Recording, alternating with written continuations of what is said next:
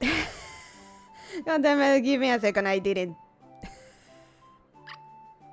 I forgot to turn off face cam. Hi, there we go. There I am. Hello, hello. Hello. I forgot to turn on face capture. No, classic Bonnie, yeah, classic me. So hello everyone. How we doing? Hi, so we're here. It's finally here. The collab. Hello, Rabbit and Senna. Hello, everyone. Jaller, Lira Goku, Sorin, Memhair, Stoodleman. Hello, hello. Oh, okay. So, oh, again, my camera is not cooperating tonight. So, okay, let's start with introductions. Okay, Senna, please introduce yourself. Okay. Okay. Hello. My name is Cinnabon. I am a cinnamon roll bear DIY extraordinaire, and today I am collabing with the wonderful Larry Navani. Oh, thank you. Yep, Lara and Bonnie, classic Lolita Rabbit. Classic the scuffed Lolita Rabbit, I should say. Scuff is all part of the journey. It adds a certain level of flavor. It's delicious. It makes it all rewarding to look back and see how much you improved. Though I still have my hiccups like now. Oh gosh, yeah, I definitely have my hiccups too. I think Senna is a bit low. Let me see. Let's try again. Does she sound Is this better? Is it better now? Better. Adds character. Okay, it's better. Okay, cool. Scuff is essential for VTubing. Okay, Discord's terrible for me for mic quality. I don't know about you. I don't know with clothes. Sorry. Fair warning, I'm actually kind of deaf, so I may not understand sometimes. Sorry about that. No, that's okay. If you ever need me to repeat myself, just ask. That's fine. Okay. So a bit before so we were talking a bit before stream started, and I was telling Senna that Bonnie Mama has this quirk that lately she thinks my PC is gonna give me cancer. Like, she constantly goes that no, but Lara, you need your own studio, because that PC it's gonna heat up your room and it's gonna make you even sicker. I'm really worried about that. Deaf? What? Well, not quite deaf. I do hear a bit less from my right ear, and sometimes I have a hard time understanding when people talk. That's fine. I have like auditory issues too, where I have to constantly ask what someone says. Oh, so yeah, we both in that struggle. So yeah, I think mine's just a low attention span. it's a family thing with the Bonnie family. Lord Bonnie and Bonnie Mama also have hearing issues. But anyway, so back into the thing. Bonnie Mama thinks my PC is gonna give me cancer or something, and she insists that I should get my own studio to record and stuff. And then we want to move out of this house because it's really hot. And she says that okay, but it can't be a house that's too big, because, well, cleaning and stuff. It's okay, but you need 2 rooms. You need your own studio to record, and you need a room to sleep. Oh, okay. So, do you want a small house or one with 4 rooms? Because remember, it's my parents' room, my room, the studio, and the guest room because we have relatives visiting every now and then. So Maybe because I'm American, 4 rooms doesn't sound like a big house, but then again, I also live in an area where they have a lot of old state houses that have like 13 rooms. So, I don't know. well, it's a relatively, I say it's medium size, but Mm. 4 rooms here would be for a room with maybe maybe 3 children, a family with 3 children and stuff. But I tell her, okay, if we're gonna move, and I'm gonna move with you, because the other option is that I go and live on my own. It's gonna be either, for it to be affordable, it has to be a 3 bedroom house. So I'm gonna have to have my PC and stuff in my room, in my room, because, well, space and whatnot. So yeah, basically Bonnie Mama is just flip flop. Like, she has no idea. Her demands are confusing. Oh, and on her quirk, like, it can't be a house that's beyond like the 3rd floor, or an apartment that's like 3rd floor, 5th floor and stuff, because I can't go upstairs too much, Mm. which I understand. But all her demands are getting are kind of getting to me, because it can't be all what it can be all what she wants, you know. True, true. I mean, when you start really narrowing down the options, it makes it harder to find somewhere. So, PC cancer, possibly, but Bonnie Mama has always been very wary of technology. I don't know why she's so fixated on poor Nezuko. Nezuko is how I call my PC, because because it has, or rather it's using the special edition motherboard based on Nezuko from Kimetsu no Yaiba. oh, really? Yeah, let me look for a picture. I'll send to you on Discord. Nezuko motherboard. I'm gonna show it on stream for chatters as well. Yeah, I have your stream open. Okay. Yep. Copy image, and I'm gonna send it here. And save image. Oh, that's really cute. Yeah, it's very very good. It's MITX, and believe it or not, in spite of the small size, like, there is a bit of here comes the tech geek in me. There is a bit of like disdain, or rather, people don't like microform stuff for PC, like smaller stuff. But Oh, this well, a lot one, of my stuff is micro. yeah, this one is considered MITX, so it's smaller than an ATX. Mm. And here is for chat, if you can see it. Here it is. It's very powerful for its size. Like, usually this type of motherboards don't only have like 2 slots for RAM, but this one actually managed to squeeze 4. So it has it, and it can handle up to 128 gigs of RAM. Wow. It's AM4. It has 2 slots for NVMe hard drives. It's very good. I was okay. Story time. Actually, my original plan was to build my own PC from zero, and this one was like the first step towards that.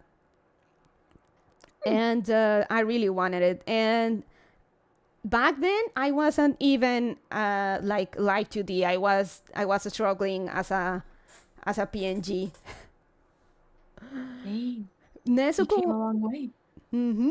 Nezuko wasn't even Nezuko back then. I called her Potato-chan. It was a potato. Well, I had my potato up until very recently, but now I'm having issues with Neil of YouTube making all of my streams lag. Oh, really? What's the problem? Okay, this okay as technically now that I have my IT title, maybe I can help. But what's the lag problem? Well, so basically the past, well, not last week, obviously I was out, but the week before, Mm-hmm. and I think that weekend as well, my streams were just lagging. They would be like 5 minutes behind. I would start the stream and it would be like 13 minutes behind and then be 5 minutes behind and then finally catch up after like 20 or 30 minutes. Oh. And I knew it wasn't an ISP issue because like I could literally put on another stream and watch it just fine. My Mm-hmm. Wi-Fi was fine.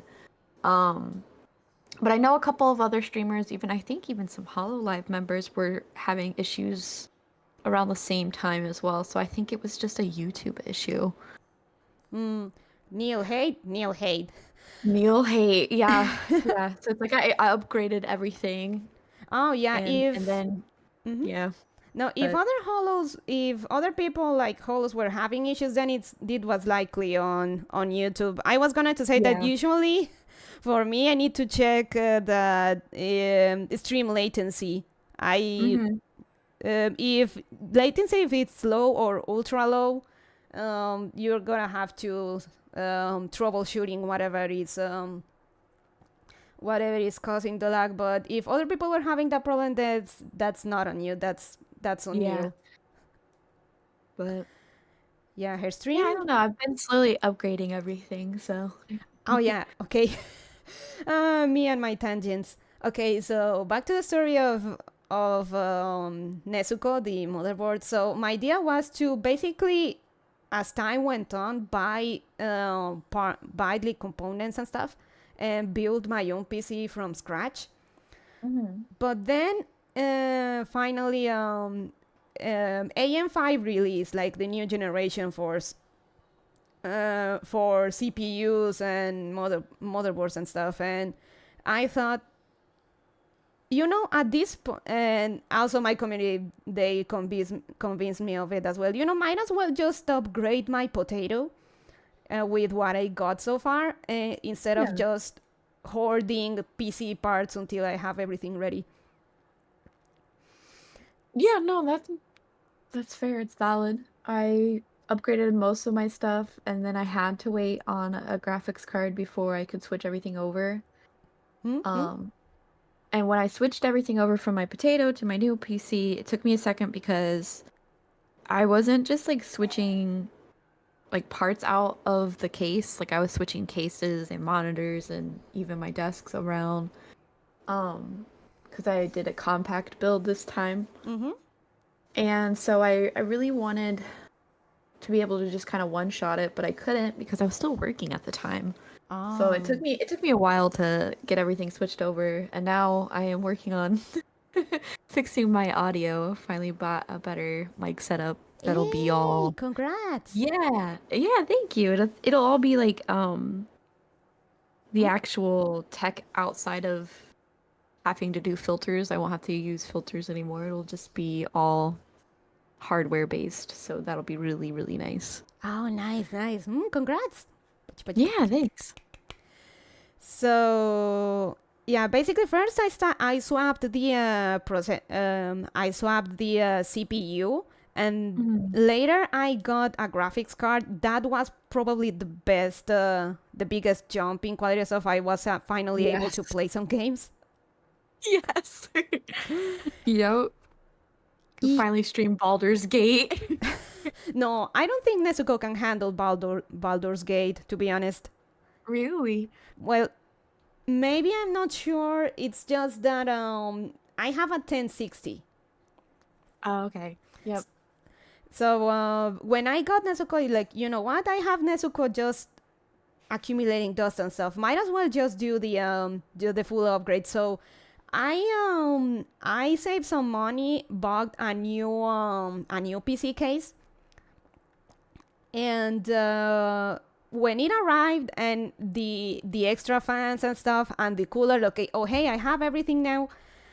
Let's get to it. So streams got canceled that day, or rather that week, and this whole operation was basically transplant the stuff from my potato to the new case and install Nezuko. It took me like 5 hours to get it took me like 5 hours to get everything ready, but it was worth it.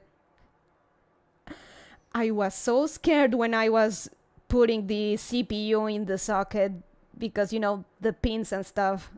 Like, I don't wanna. Like, I was following the instructions, of course, but I'm so paranoid in general. Like, I was scared that I would actually No, that's damage it. fair. I was really scared putting this together, and for good reason, because I had to replace one of my joysticks on my Switch Lite, and it means you have to like open up the entire body and get to the motherboard and everything. And in the process of reinstalling everything after I replaced it, I made the tiniest of tiny little tears in the little in where the volume and power button on the top are at. And the fix for that is much, much more than the joysticks. So now I just have to hope that the home button works. Give me a So Give me a second. I'm taking pictures of my PC. I wanna show it to you. sure. And basically, just was 5 hours. Basically, I just rebuilt my PC because I figured that the best course of action was if I was gonna change motherboard, might as well just install the motherboard into the new case and just move everything to the new case. So it was basically just rebuilding the thing. Susan and Neil are the same person. The lizards are shapeshifters. Can we start eating the pies? Getting hungry here. Not gonna lie, I would love to have some pie. But Ooh, what flavor? I like blackberry. Ooh. Ooh. And I apple. like blueberry and cherry and apple. Oh, that's nice. Yeah. Here, actually, blueberries are kind of a luxury here. Are they? Oh, wow. Yeah. That's surprising. Well, it's hard to tell on the pricing. It's I actually have to go to the mini mart and see, but they're actually quite pricey because they're not we don't like cultivate them here, at least not until recently. They were imports. It's crazy because blueberries grow wild out here. Oh, I'm so jealous. Wow, that's such a pretty case. Yeah, I got I this. love the sakura blossoms. Yeah, I got the the fan thingies, the flower stuff. I got it from Amazon. Most of the stuff I got it from Amazon. No, that's fair. That's fair. So I got all of that and I assembled it myself. I'm gonna show it to Chad as well. So Sure. back to back to blueberries. Yeah, until recently, like, they were import only and they were so expensive.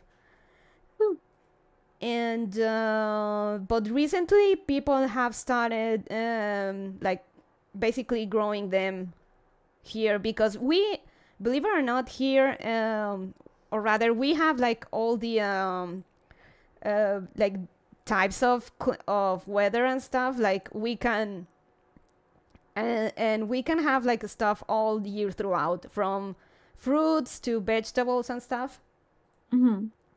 So people have actually started like getting cultivating blueberries and stuff. So the prices have gone down a bit, but yep. Oops, holy shit, this big photo.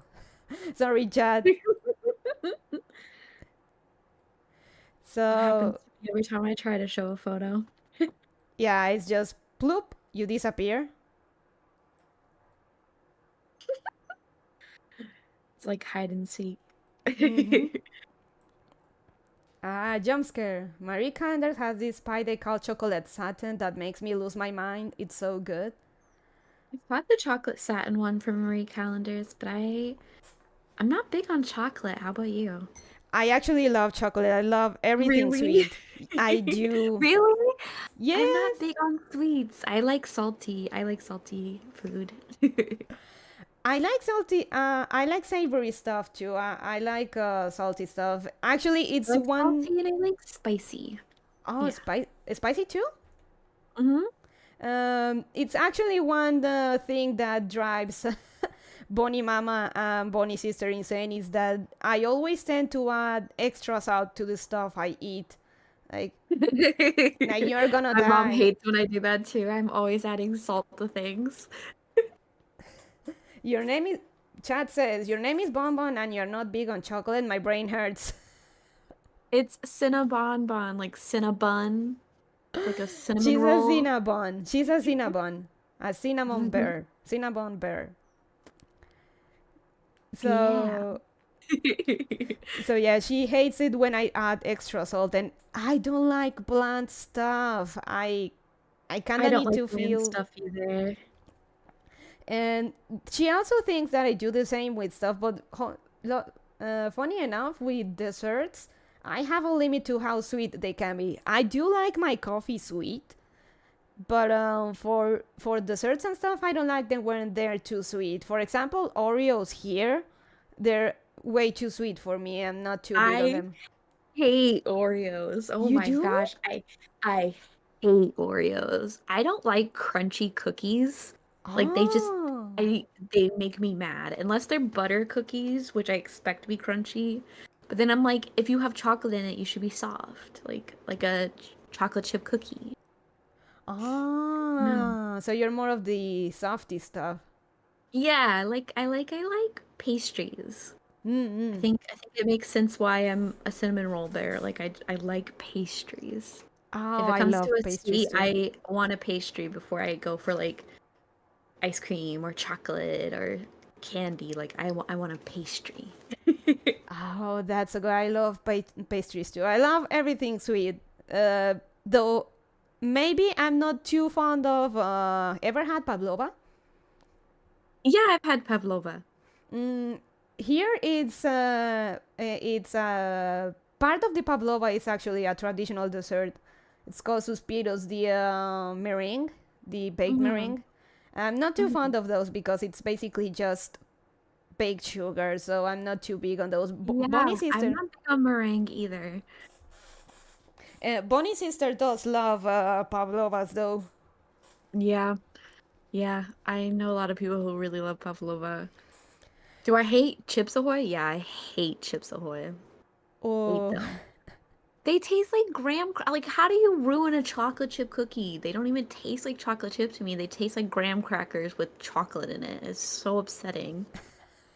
I don't know. I I can don't hate chocolate though. I prefer dark chocolate over like sweeter chocolates. I can't comment because I wouldn't know what's the real taste and texture of a proper chocolate chip cookie. They're not traditional here, and the ones you find Mm, are basically those Chips Ahoy. Funny enough. gotcha. So stuff that I don't like, I actually don't like bitter stuff. Really? I don't like bitter stuff. For example, I know it's an oxymoron with me liking coffee so much, but Right, I was gonna say like coffee. caffeine. Well, Mm. caffeine, but bitter stuff. For example, beer. I just can't drink beer because it's too bitter for me. It actually gives me like the creeps, like ugh, Really? makes me I cringe a like little bit. beer. I like beer, but I don't like I like stouts because they're nice and rich, whereas like ales are pretty bitter. I mean, I don't know if they call it something different where you're at, but I know up here they just call it piss water. So, Oh, light beer? mm-hmm. Oh, there's light beer here, and there was a brand of beer that was specifically targeted towards women Mm. because it tastes more like soda than beer, and Mm. it predictably didn't have much success, and it was pulled from the market. I recently tried a beer in the area. It was like a nitro cold brew type beer, but Mm. it was like thick and frothy and fruity, and it tasted like a smoothie. Oh, Like it nice. didn't taste like beer. Like I was surprised it even was beer. And I bought like a little 6-pack of different flavors, and it was just like drinking a smoothie, and it was thicker, like a smoothie. Like I don't know. They had a strawberry acai, a mango passion fruit. Like it just tasted like a fruity smoothie. It was perfect. Oh, now I kind of want to try that. Like I've Yeah, and it had that like milky frothiness to it that smoothies have sometimes. Oh, that sounds Hmm. really nice. Like Yeah. as long as I don't basically as long as I don't taste the alcohol, I'm good. So Yeah. if it's a mixed drink and stuff, maybe a mimosa with some nice sweet What's your orange juice. favorite mixed drink? Favorite mixed drink? Hmm. Basically anything with that's mixed with like milk or chocolate. I like or Mm, whiskey cream. That mm. anything with that is good. It's good for me. Southern Comfort or Canadian Mist for a smoothed whiskey to mix with Coke. I can make a nice coquito. Alcohol problems run in the family, so I don't drink at all. Ah, Mm. understandable. I So, like um I like black velvet and ginger ale. I think that's my favorite combo right now anyway. I had a sip of Jägermeister and Ugh. Ugh. never again. No, I hate Jägermeister.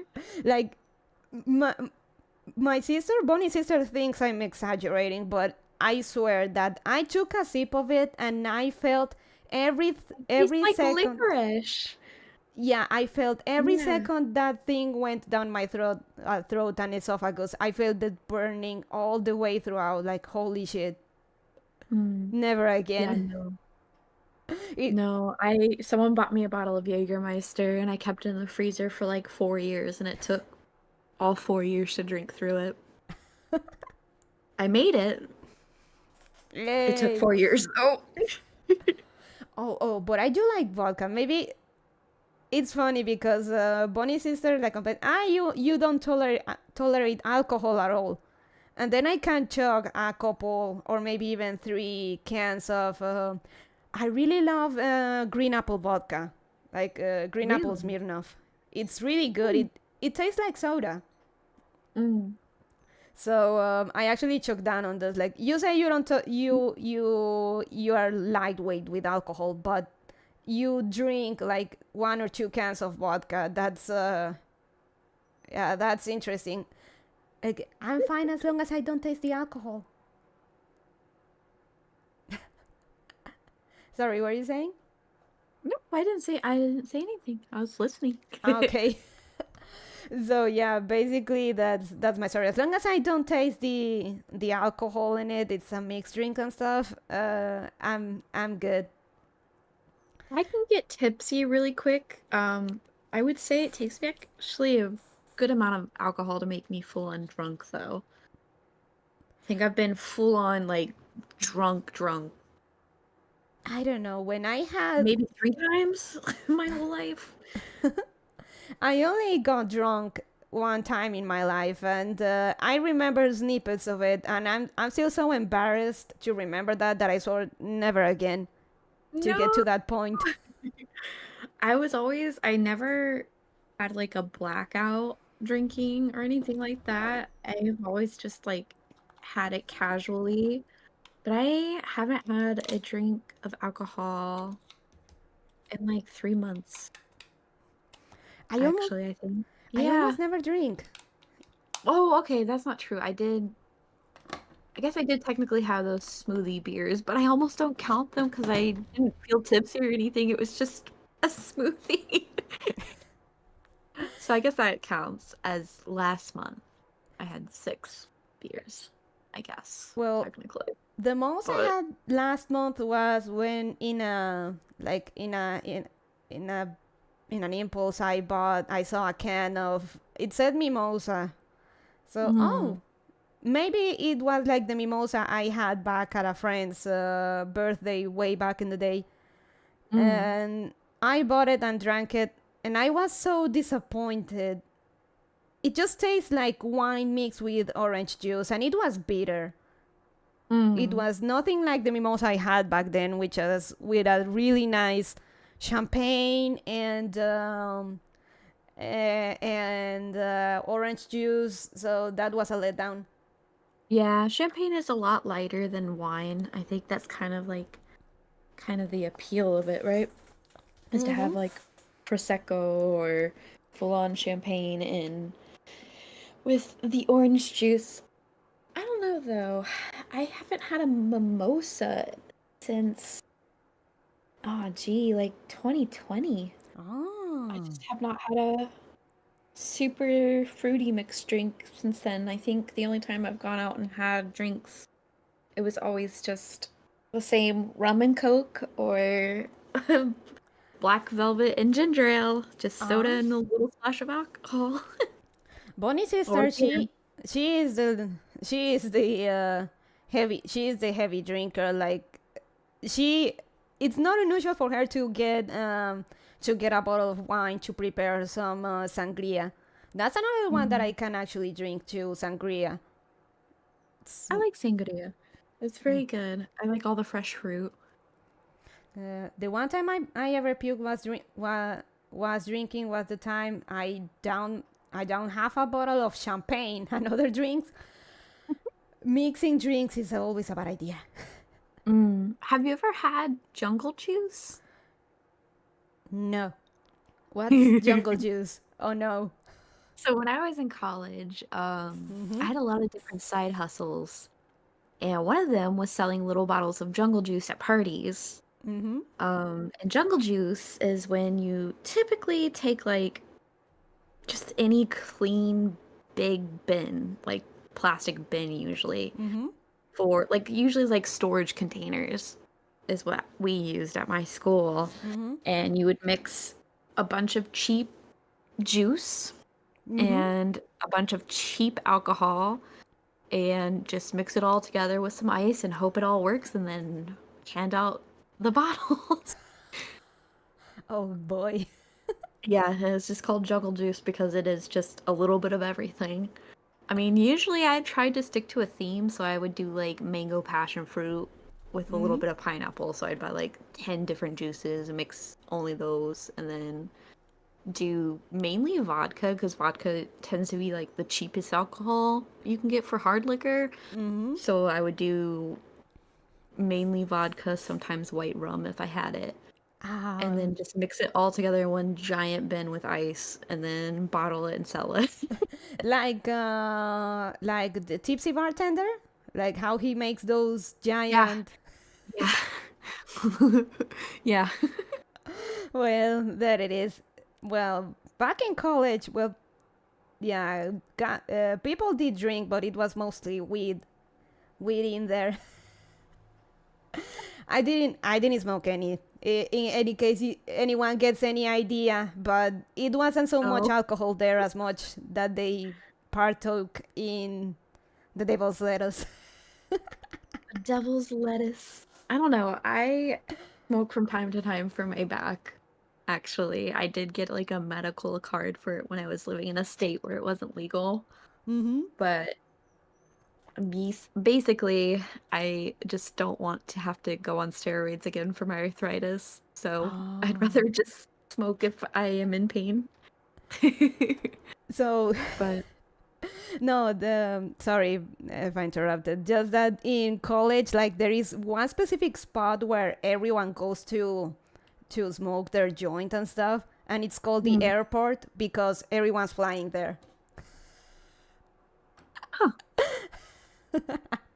So I the feel like the only place I ever saw people like because in college it was actually like illegal mm-hmm. here for a little bit.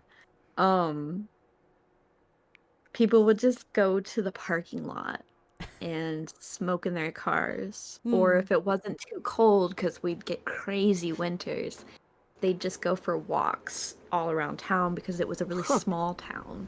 Just shoot. Um, Thank and there was a you, Arnold couple Laney. Sorry. times I would walk. Hmm? No, sorry, I was got a sub. Thank you for the sub, Arnold. Continue, Oh, Senna. good. I'm sorry. No, you're good. You're fine.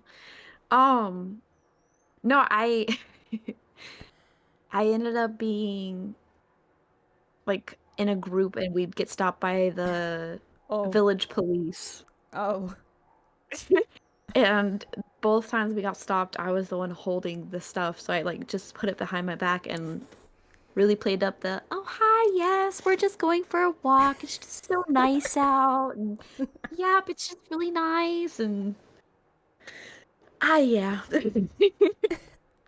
So another funny story. Years ago, it was I think it was forbidden to drink in public here because children and stuff, like in public spaces, Mm, like malls and stuff. But mm. Bonnie's sister, she's a lawyer. She explained to me that there is a legal loophole to that ruling in that they can't charge you or you can't get in trouble if you are drinking while you're walking. So it is technically legal that if that you're drinking a beer or something as long as you are constantly moving around the area. For example, if you're in the mall drinking a beer, it's fine if you just are constantly walking around the mall. You're technically not breaking the law. That's that's a weird loophole. I don't know. I look back at my college days and I'm just like embarrassed. I'm just like, why did I do that? But I don't know. It was the culture. I was on the cheer team and there was a lot of Oh, pressure to fit in. So, and now I don't have to do that. oh But man. yeah. With the weed stuff, like back in when I was still studying stuff, I used to sell banana bread to get by, to basically get enough money to buy bus tickets and stuff to go back home and stuff. Oh, that's And really nice though. so yeah, Bonnie Mama used to prepare this banana cake. They were really popular, and the presence of weed in campus was it was so prevalent that basically by de facto people assumed that I was selling space brownies. Like, no, these are not that kind of brownie. These are banana bread. Oh gosh. See, I think the only thing is like when I did sell the jungle juice, it was only at like seniors only parties, so it was always like Mm-hmm. over age. So it wasn't like I mean, I didn't have a business license, but like it wasn't like too illicit, you know what I mean? Mm-hmm. But it was just like there was always so much drugs on that campus and they were always just like, "Senna, you should like put on your sales lady hat." And I was just like, no, that's just too far. It's too far. Banana bread, not weed. Yeah. Yeah, Yeah. banana bread, Yeah. not weed. Yeah. Do you put nuts in your banana bread or Mm, chocolate chips or anything or just regular banana bread? regular banana bread, but Bonnie Mama added something that we call here quemado, which is basically caramel, but with certain spices like clove and maybe cinnamon and stuff. You add it Ooh. to the batter and stuff, and it adds those flavors as well as some caramel flavor to it. It was That really sounds really popular. good. That It sounds really good. her banana bread is amazing. So another funny story with that is that when I was selling them back in the building where I was studying, I had a classmate like, Lauren, hey, do you have those banana breads? Like, sure. And she started buying one each time she saw me. Then it was two. Like, "Ay, they're so good. Like, thank you. I'll tell my mom." And other friends also pointed out that they were really, really good. And one time I decided to prepare them myself, and they Mm. were still good. But another friend said like, "Oh no, they're still good. It's just that it's not quite the same as the ones you usually bring.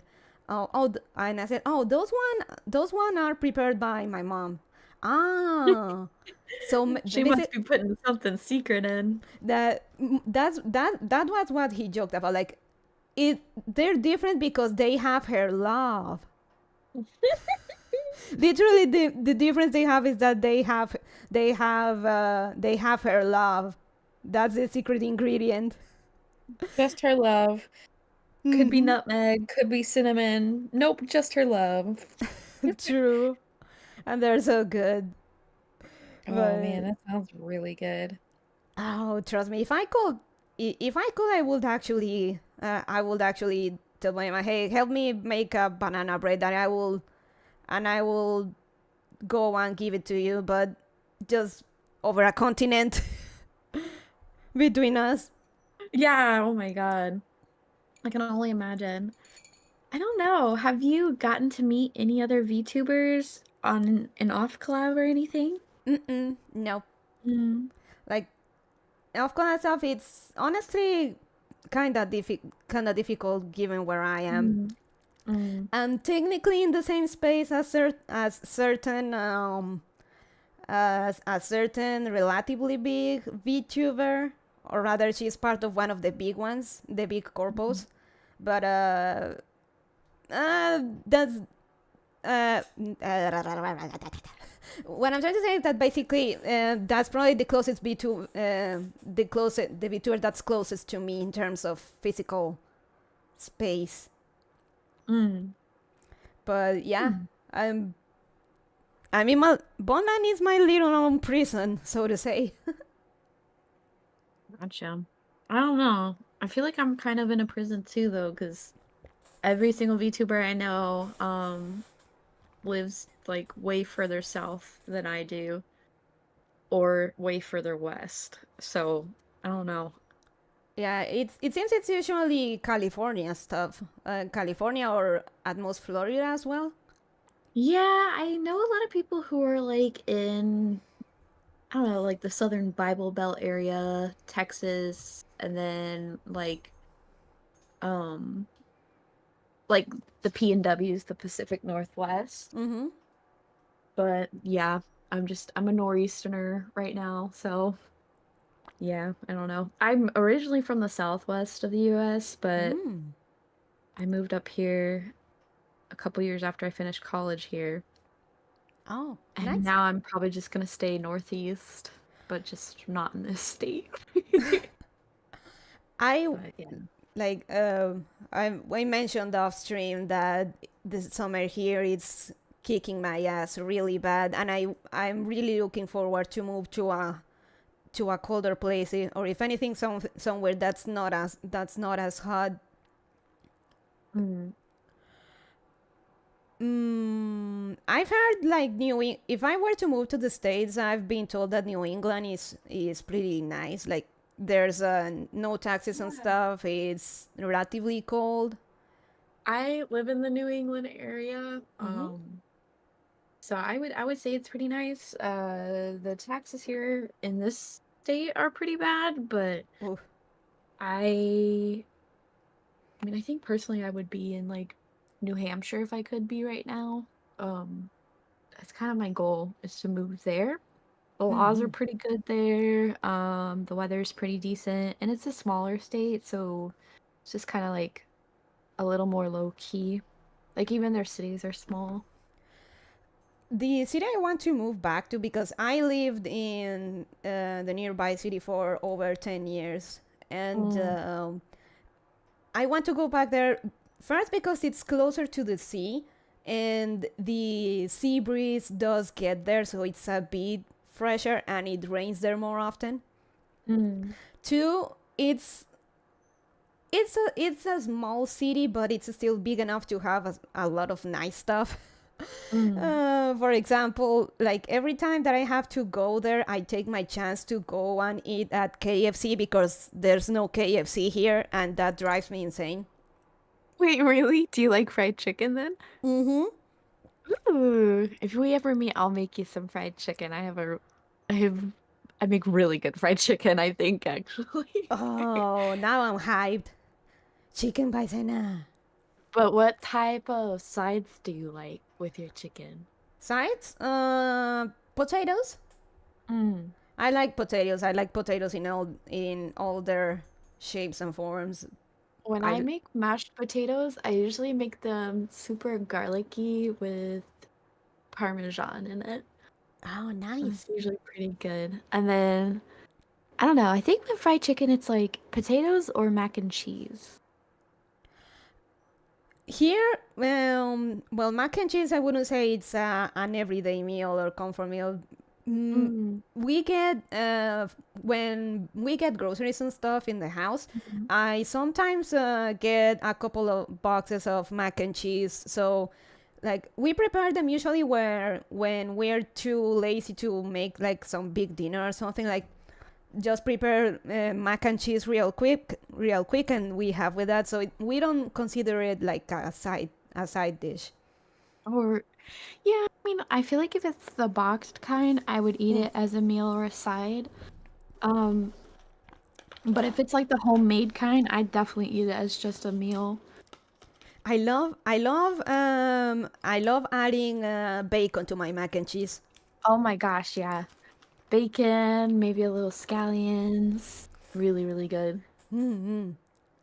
I've tried I've tried to, aside from the bacon, add like a pinch of nutmeg. I've heard it can actually go well, but Yeah, it does actually. it And a does. lot of yeah, and a lot of creamy cheese sauces, just the tiniest. I mean, like smaller than your pinky nail, like the sliver of your pinky nail of nutmeg is Nice. just enough to make it really warm. Like it doesn't have to flavor the sauce, it just makes it feel warm. It adds something special, je ne sais quoi. Yeah, like a depth to it. Like it just I don't know. When I add it to my Alfredo sauce, Mm-hmm. it just makes it feel home cooked.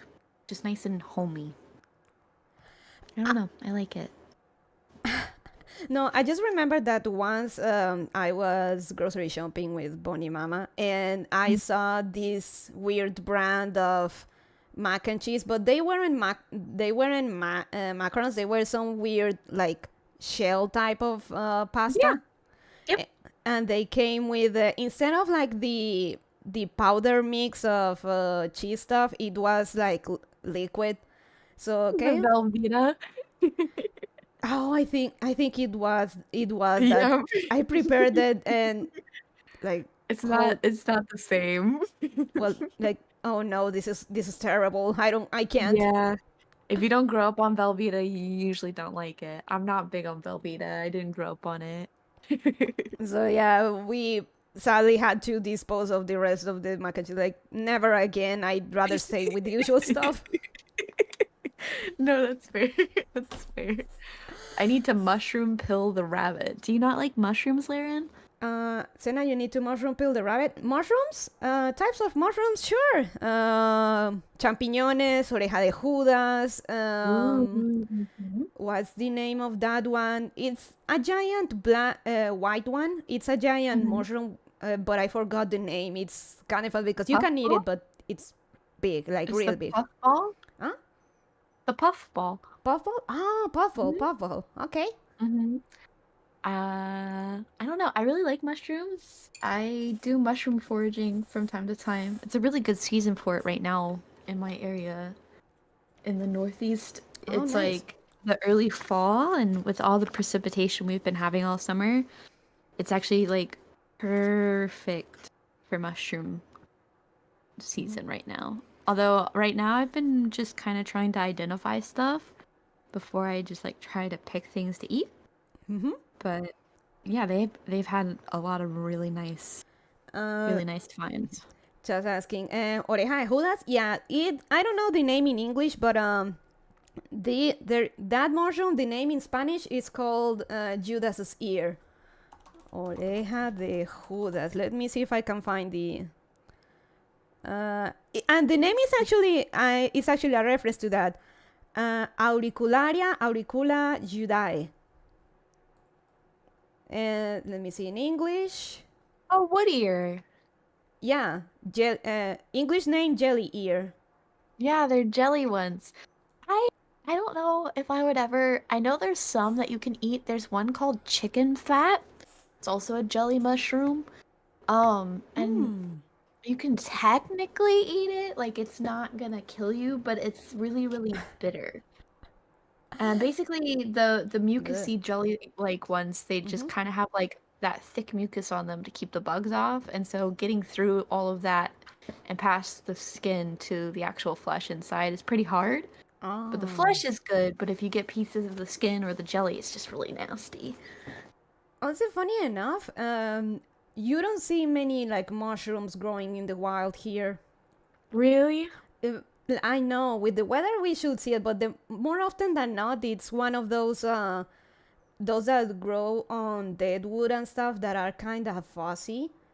Yeah, But yeah, they are. They grow on really specific deadwood and usually in cooler climates. Like back home, in the Southwest, like the only mushrooms I would ever see are in people's lawns. Like I could hike all through the mountain range and there would be nothing because there's just no vegetation. It's all just mm, like dry rock. So I like I'm from the desert. And so it's so nice being up here and being able to just like find actual vegetation, actual living things. Like I can go into the forest and just forage. Mm-hmm. yeah, just forage, just like find ramps and wild garlic and all these different greens. So Oh, it's really nice. nice. Yeah. So, for example, here, or at least back in my hometown, raspberries grew in the wild. Like you could find them Mm-hmm. everywhere, and nobody actually thought about like getting raspberry crops and stuff. Basically, they were treated like weed that grows in the yard and stuff, and it was such a waste. That is a huge waste. Oh, but that's so common where you like, I mean, you can eat dandelions, but they treat it like a weed. Oh no, here actually that we they actually like in my hometown also dandelions are everywhere, but we actually do use them mostly for like tea and stuff. Mm-hmm. For Dandelion tea is really nice, yeah. like for tea or for medicine and stuff. So dandelion we actually do use when we find it out in the wild. Raspberries have almost no nutritional value. Same for rabbits, and they're still delicious. True. Um, I wanna hunt rabbit so bad and just have rabbit stew. I might actually try to hunt rabbit this season if I can find somebody who has a dog that we can go with, but mm, who knows? I don't know. I'm also trying to hunt pheasant this year, and I uh, do have to get two deer this year instead of one because one did not last me all year. So I have to get two this time. no. Hunting here is actually forbidden. Really?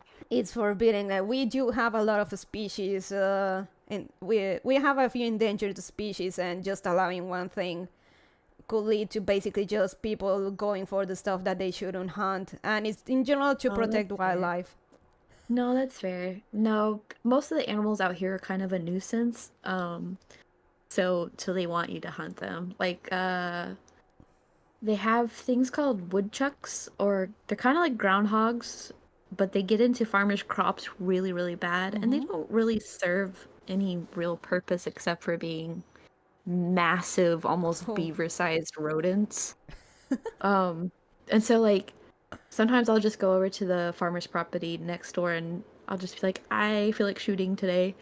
And he'll go, okay, can you just shoot some woodchucks for me? And I will just sit in the field shooting woodchucks all day because there's just no real regulation on it because they're just that big of a nuisance. so that actually remind. I have a story related to animals regarding that. So, um, 2 3 years ago, every year, like with my family, we all reunite at one of my aunt's farm. Like one of my aunts has a farm, so the whole family reunites there, and Mhm. since like a few weeks prior to Christmas and stuff, something, and I make emphasis on something, has been like marauding the farm, and it had already attacked a few chickens in the farm.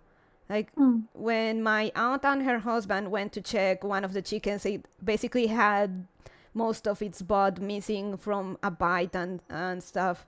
So there was something attacking the poultry and stuff. And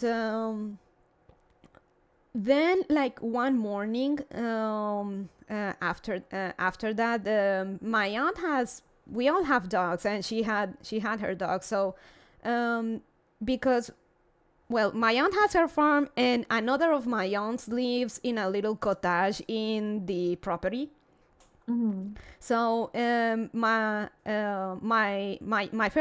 first aunt's dog, she would visit my second aunt in her cottage. Like she will walk early in the morning to the cottage to say hi to my other aunt. So one morning, like she was nowhere to be seen, and like, hey, Oh no. Rob, hello, hey baby, hello, Hi, chupacabra. baby. So this gets sad because like they couldn't find, her name was Lupe, the dog's name. Like, hey, have you seen Lupe anywhere? Like, no, she didn't come here this morning, and she was missing through most of the morning and the afternoon until my aunt and her husband went looking for her. And when her husband called for her, he actually heard, Zashu. hey, thanks for the sub, Chapapanga. Welcome to Serfdom. He heard like a little hum way in the distance. Like, So he kept calling, and he found her. And she had a horrible wound on her hind legs and near her neck, and she was covered in blood and flies and stuff. So he found her, he picked her up, and they tried to clean her and stuff, and took her to the bed to the nearby town as fast as they could, but the wounds were too much, and she couldn't make it. Oh no. It was so horrible. We never learned what attacked her, but it gets worse because that thing tried to attack another dog in the farm. Oh my gosh. It tried to attack another dog in the farm, and It was I out think for blood. it was out for blood, yeah. And the thing is that with this dog, it tried to bite more than it can chew because Fermin is the dog's name. He's a big dog. He's like a he looks a bit like a German Shepherd. Did she have bite marks? Gotcha. She had bite marks. So basically, that thing tried to attack him, tried to attack Fermin, and Fermin put up a fight. Like, he lost a tooth, and he was a little bit bruised, but he actually seemed to have put up a fight. And since then, whatever was attacking the animals in the farm stopped. It must have been, honestly, it kind of sounds like a coyote or a coy dog. I don't know if you have them in your area, but No, it's okay. It's not a coyote. It's very likely it was some sort of like well, not a mountain lion, like a bobcat? a wildcat. Maybe for something along those lines. We have more often than not issues with big felines. We don't have like Gotcha. we don't have coyotes or wolves here. I don't know if that's worse. I would say that's worse because, I don't know, dogs I feel can scare off a lot easier than a lot of those bigger cats. So that's crazy. So yeah, that thing was The getting bite ballsy. force makes more sense though, if it's a cat. That's crazy. So yeah, it's honestly just really sad because Lupe was such a good dog, and well, that's a horrible way to go. But at least the thing hasn't been marauding the farm ever since. Well, Oh yeah, and got that. so this ties back into the like not allowed to shoot things here because it's a even if it attacked our farm, it's a protected species. And when my aunt called to pues authorities to tell about what happened, they asked her, okay, what animal is it? What's its size? What's its weight? And she actually got angry and said, I'm calling you to tell you to help me find out those things. I don't know what's attacking my animals. And my sister, again, the lawyer in the family, she said, you did your part in basically calling authorities and telling them what was happened. If that thing attacks the farm again and you kill it, basically you are off. They can't charge you because you did call to warn the authorities. They didn't do anything. So if they give you shit for killing a wild animal, they literally can't. Well, that's good at least. I'm yourself, Bunny. Wildcats love bunnies. I am Art. I'd be so much more scared of a big cat. I feel like cats are a lot stealthier. They are. We lost a cat to coyotes. Oh no. Government strikes again. So yeah, that's a story. But thanks Fermin. Fermin was a Chad. He actually scared the thing off. Sometimes the best way to deal with it is to kill it and not report it. That's what usually happens. Yeah, I was gonna say that I wouldn't report it. Okay. Well, so yeah, that was a thing. Oh, I have another story with the farm. This one is a lot funnier. Now that I was thinking about the weed stuff, so I already mentioned that in the farm there's dogs and stuff. There's a lot of dogs, in fact. So one day, I think it was Fermin actually, the Chad.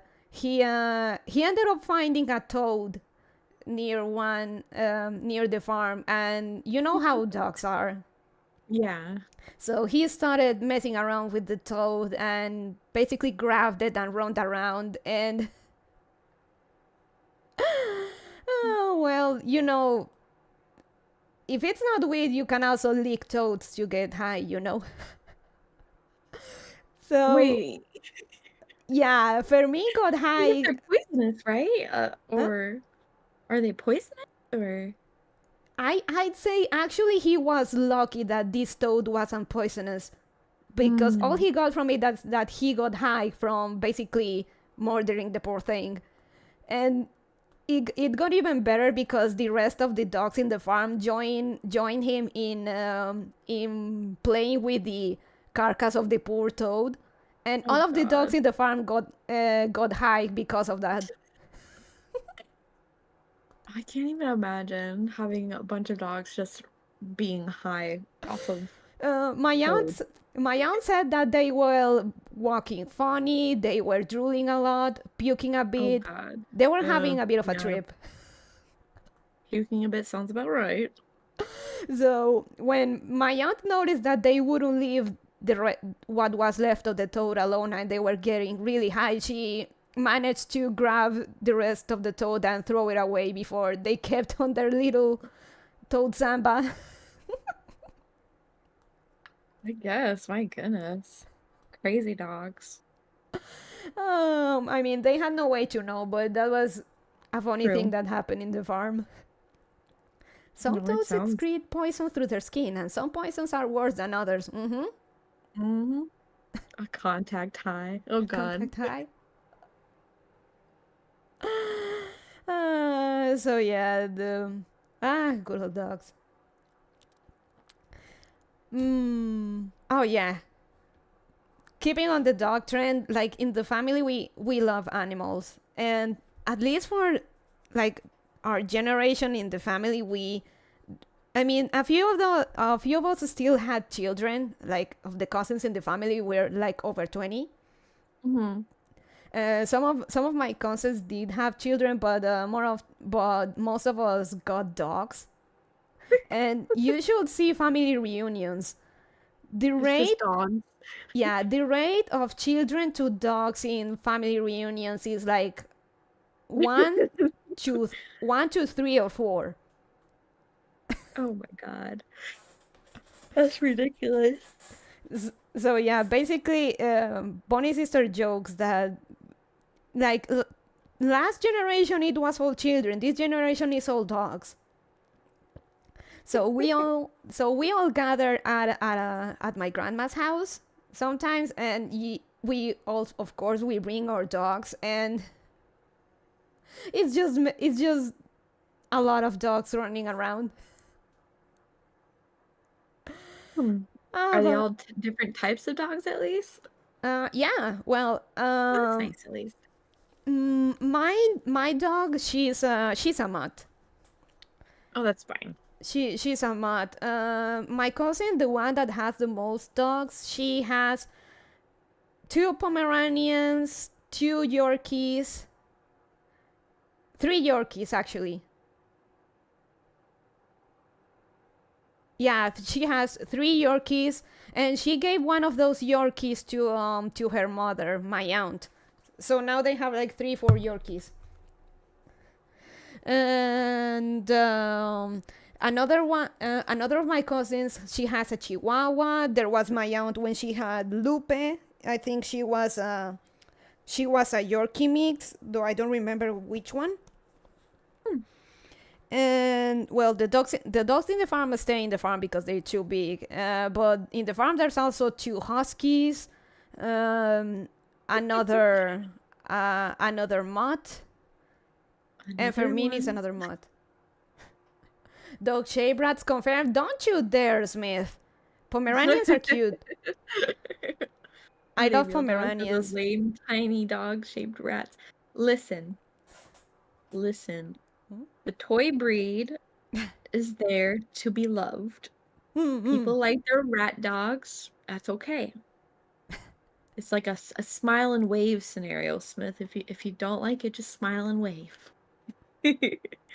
I have never met a Chihuahua that liked me. They're all hyperneurotic. Funny enough, my cousin's Chihuahua, she's probably the nicest, the best Chihuahua you'll ever meet because she's not noisy. She's actually friendly. She actually likes it when you have her on your lap. I rarely hear her bark at all. Like she's legit very, very, very, very calm. Like she is the least annoying Chihuahua I ever met.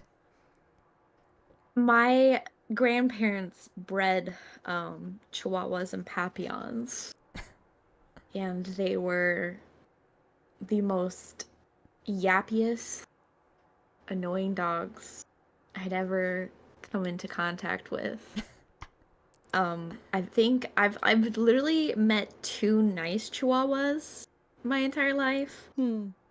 Both were owned by my pastor, but yeah, but I feel like my worst experiences with dogs were always little dogs, where it was just like they got overly spoiled or their owners just like, I don't know, just didn't work with them enough to socialize them enough around people or other dogs that they were just like pent up, anxiety riddled, aggressive little things.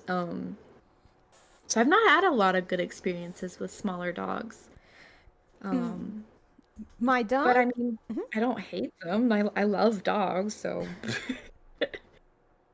my dog, Bond dog, her name is Lola. She is medium sized, but she thinks she's a small dog because she kind of wants you to have her on your lap. Yep. She wants to be on your lap, but she's too heavy. So your legs start feeling numb when she sits on your lap. I love big dogs that do that. The dog I left behind when I moved, I left him with my youngest brother. He was a Great Dane Lab mix. Like mixed with like I think a mountain cur. Beautiful dog. Huge. He was 80 pounds when I got him, and my dad has always liked feeding dogs table scraps. Which is horrible. But Mine I think does he's probably that like as well. 30 pounds now. And I'm 5'8", but my dog was tall enough to like put his front paws when he stood up on his hind legs Holy on my shit. shoulders. He was a huge dog, and he would just like lay on you, and you'd be like, "Get off of me!" And then he'd growl at you for moving him, and you'd be like, "You're not gonna growl at me." And then we'd have to like throw him outside. I He just actually thought he belonged on a lap. I was like, "What's wrong with you?" I actually fight a bit with Lola, with Bone Dog a bit, because she's a grumpy little shit. She thinks she's a pit bull, but she's the most coward dog you'll ever meet. Oh She my bar god. Yeah. she she barks and acts all high and mighty, but she's hiding behind between Lord Bonnie and Bonnie Mama's legs, or barks while hiding under my parents' bed. So basically, she barks from afar.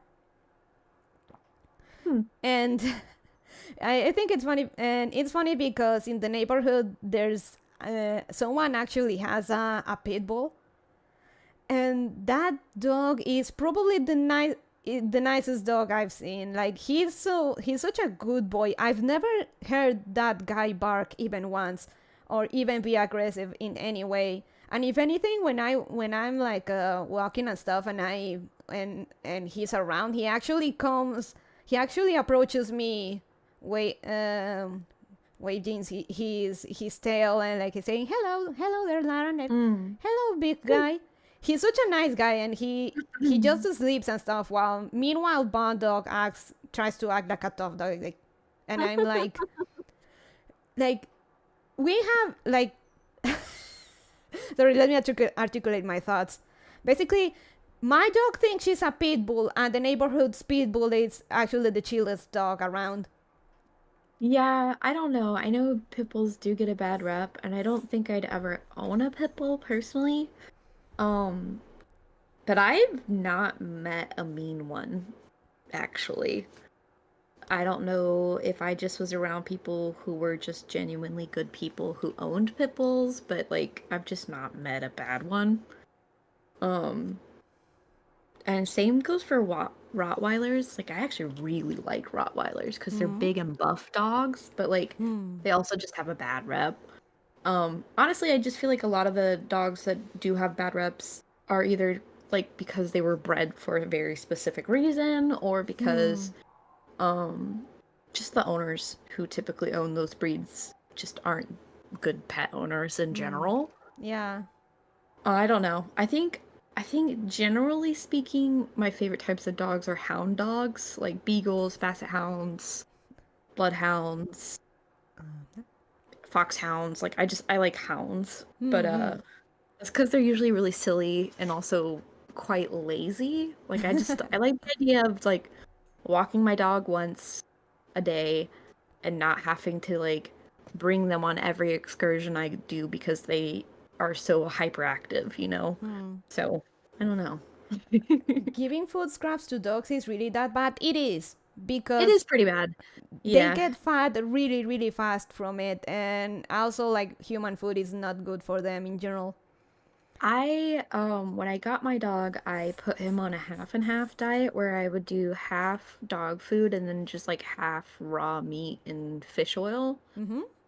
And I think that was like honestly the best thing for him. And my mom has kept it up with him, but my dad still just like gives him bacon all the time and bread all the time. So he's like in shape but fat. Oh man, it's like that. It's like that here with Lola as well. Bonnie Mama gives her like she gives her crackers like soaked in coffee. Believe it or not. Oh my gosh, And no. Lord Bonnie gives her from tapioca pieces, or potato, Oh my gosh. or little pieces of meat, and Mm-mm. because of that she's like fat as hell. Oh my gosh. She looks like a chorizo at this point. She's way too fat. True. When I had my Osman, I would just give him I would usually, because at Walmart you can buy like organ meat for super super cheap, so I just buy like a big pack of Mm-hmm. like chicken kidneys and then like beef liver. But I would give him like chicken hearts and kidneys and then like a chicken foot, and then I would put some salmon oil on his food and then like just a little spoonful of like full fat yogurt, and that would be his whole meal. And then sometimes I'd give him just like carrots to chew on to clean his teeth because he had a lot of tartar buildup when I first got him, Mm-hmm. and he was not gonna let me near his teeth.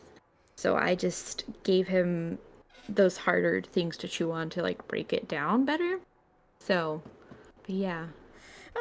I have a story. So, back when we lived on the other city, Lord Bonnie was drinking like it's a soup we call here sancocho, and basically it's a soup with a bunch of different types of potatoes, some tapioca, plantain, and it had like a. And for this one, like for the protein for the soup was a pork spine, like yeah, a vertebrae, pork vertebrae. We call her spinazo. So he was munching on this giant spine bone, all happy and stuff, and because he had all his fingers were all greasy and stuff, his the bone slipped from his fingers, and when it barely touched the floor, our dog immediately grabbed it and ate it. So Oh my gosh. so basically, our dog stole almost half of my dad's dinner in that little move. Yeah, I think the one time I was grilling outside back home, I had left some of the like what was I doing? Oh, I was going to grab like some tinfoil to lay down to put like the shrimps on. And I had left a plate of hamburger patties on the side of the grill, but it was up high, so I didn't really think about it. But I forgot my dog is tall.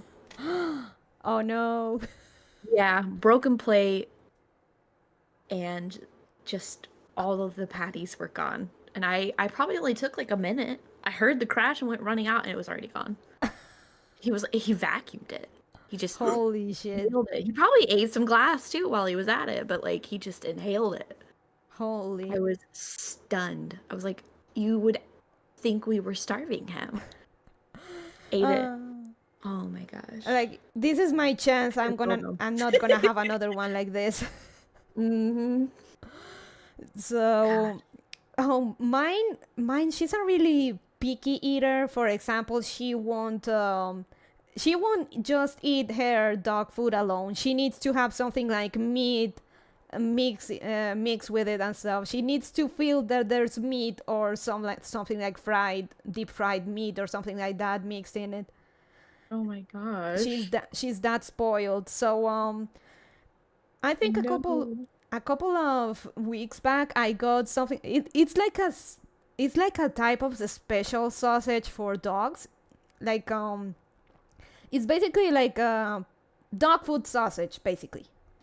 And I got some of that for my dog, and this is the first time she actually liked that kind of stuff, because we've tried other like food products for dogs for her to so she eats her food without eating human food, and this is the first time she actually liked some of it. So now I'm gonna be getting that for her, because she's a really spoiled little shit. And even then it was really hard to get her to try it, because if she smells it and doesn't like the smell, she won't eat it. So if it stinks, doesn't matter if it tastes good, she won't eat it. So yeah, she's spoiled like that. Oh, dogs can eat flour? Yeah, they can eat flour. They can eat starches as well. Giving them like purple yam or sweet potatoes is good for their diet and their stomach and digestive systems. Giving them berries is good for their for antioxidants. Like you can give them a lot of fruits and veggies.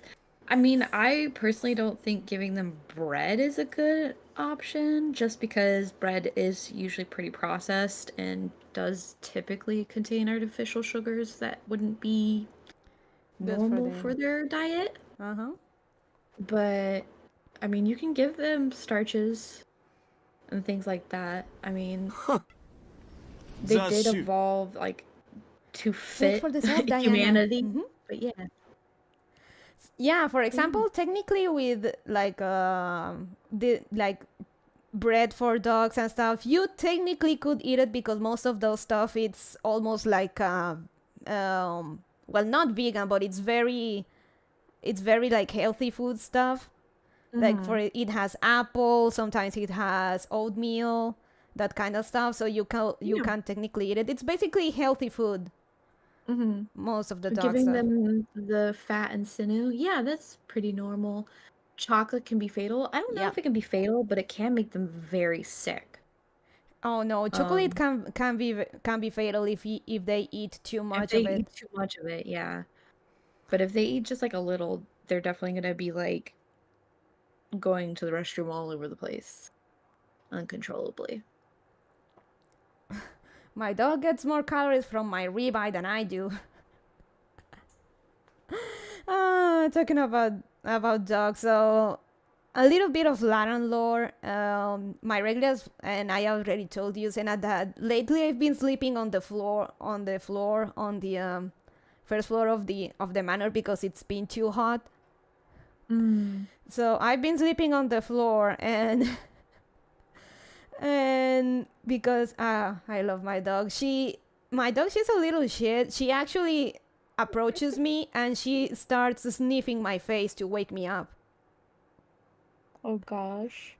And I love her. Like, and this time I was sleeping on the floor and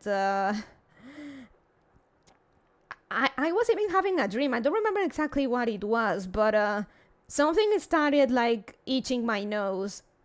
Oh And no. something started itching my nose, so I instinctively moved my hand, and then I realized that it was my dog. Like, Lola, you little shit, why you wake me up? She doesn't do that as much anymore, but back in the day, she didn't actually like you to see you sleeping. If you slept too much, according to if she thought you were sleeping too much, she would actually go to your bed and sniff your face until you woke up. Oh my gosh. I That's love. cute, but also annoying. Yeah, it is really cute. It is really cute. It is really cute and means it tickles and stuff. But she Mm, didn't like to see you sleeping, so she basically tickles you until you wake up. mm. Did you know you can feed chickens chickens? So I think Yeah. for the most part, birds can be a little bit of like cannibals. They'll cannibalize each other. Oh, Um, yeah. but I think the difference with Bird. cows having mad cow disease is because I mean, if you look at their teeth, they very typically are herbivores, so they're Mm-hmm. not really meant to eat meat anyways. But yeah, yeah, birds do cannibalize each other. Yeah. Does no Well, one else lock their bedroom door? I don't lock my bedroom door because I don't I don't know, I have deadlocks on my house, but I do close my bedroom door because I don't want my cat coming in and crawling on my face because the one time it happened was the last time it happened. oh, I lock my door because my dog actually does something similar. She's a little shit. She actually does this thing where she sleeps 5 minutes in, for example, in the guest room. Then Hmm. she wakes up and goes and sleeps another 5 minutes in my parents' bedroom, and then Mm. wakes and then goes and does the same in my room. But that's the whole night. She goes from one place to another. And if you lock the door while she's in your room, she'll actually start crying to tell you to open the door so she can get out. Hmm. So I tell her like, no, you little shit. You're gonna sleep with my mom in her bedroom. So I tend to lock my door so she doesn't do her thing of getting in and out of the room. Huh. I don't know. You don't sleep with the bedroom door closed. I close mine because I feel like if I look up in the middle of my sleep, I'll see something or like I'll see a shadow move and it'll freak me out. So I just close my door. I feel like a door is just like one more step in preventing anyone from coming in before I can wake up and react to. So I lock my door mainly because months back there were people trying to get into the houses in the neighborhood, mm-hmm. and because I usually stay up like really really late, I'm Mm-hmm. kind of like the de facto witness in case something weird happens because I'm the one that listens to the weird sounds, and Yeah. I'm like I'm awake at that time to know if there was something suspicious around. And so whenever I hear something weird and stuff, I write it down. But ghosts can go through doors? Not like that. I meant more like intruders. Like, I don't know, I just need time to react. I do keep my weapons nearby, but I just need time to react and not be in a deep fog when I do react. Oh So, no! Oh boy, we can but have. I live in a very, very safe area, so I'm not too worried, but you can never be too sure. Oh, I'm actually kind of jealous because when we moved to this house, like barely a month after, Mm. when I was going to get some stuff I almost got mugged getting out of my Oh house. no. Oh no. That's scary. It's a pretty interesting story. So basically, the guy boarded me like a block away from my house, and Mm. the guy was walking. I actually do remember the description well. He was walking with a woman. She was maybe 6 months pregnant, maybe even more. She had a really gross mini top and short shorts to go with it. Well, that's Um, nice. yeah, and the guy let's see, he had brown skin. He had like the sides of his hair like shaved, but the top he kept the hair and dyed it and bleached it, and it Mm. was curly hair. He had blue. He had a blue T-shirt. He had shorts. I don't remember the color of the sneakers, and he had a he had a face mask back then. We still had Huh. to wear face masks. So he boarded me and started threatening me, say like, give me your phone. Huh. And I because I at first I couldn't listen to him well, so I tried like to avoid him, and then he raised his shirt and showed he was carrying a kitchen knife, uh, white handle by the way. And they're like, oh, now you stop talking. Okay, now give me your phone. Give me your phone. So Oh my gosh. he kept threatening me. So I don't know what got into me. So when I saw the knife, I just fell silent and just stared at him. So I just stared at him, like I just stared right into his eyes, and he kept threatening, like, give me your phone, give me your phone. And he was looking around, making sure that there wasn't anyone around.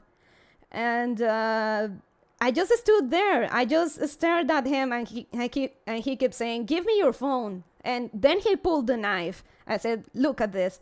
Do you want me to hurt you? Do you want me to hurt you? Give me your phone." So I just looked at the knife and then looked back at him, and just stared at him and said, "Come on, give it to me. Give it to me. Come on." And then I just stood there until he gave up and he left. I mean, I guess that's one way to do it is to, I guess, put them to the test of if they're gonna actually follow through, but that is a really scary situation. It was a bit, but When I mean, I grew up, the city I grew up in is pretty well known for like human trafficking. holy shit. Really bad to the point, and I was like my area that I lived in used to be really nice. But by the time I was in high school, it was pretty bad. Um, and they tell you like I'd go and do my family's shopping at Walmart or Costco, Mm-hmm. and they tell me like, don't if you feel like someone's following you, make sure the clerk walks you out. And there was plenty of times I had to have clerks walk me out, like multiple times, because I would just get followed every time. And I remember one time I had Oh. decided to like walk down the street to try and get like a soda after church, and we were waiting, and I was like, oh, I'm just gonna go grab a soda. It's just a block down the street. And as I was walking, a car stopped next to me, and like a bunch of young men got out of the car and were trying to talk to me and grab me, and I was just like, it was a busy enough street that people were starting to like notice, and they finally like like left me alone. But it was just like, I don't know. Oh no. It's weird because like my state is like pretty good for like just like being able to carry a weapon, but obviously I was not 18 at the time. So I was just kind of defenseless in the situation. And now I live in a very nice area that I could probably go on a walk right now and go down to the gas station and be fine. I'm glad to hear you're fine. Yeah, I'm glad to be fine. I hope it can get better for you too. Oh, thank you. Weather-wise and safety-wise, all the things. When I told the student, like, I was like, that's a pretty badass move. I don't know. I just simply stood there and asserted my dominance, I guess.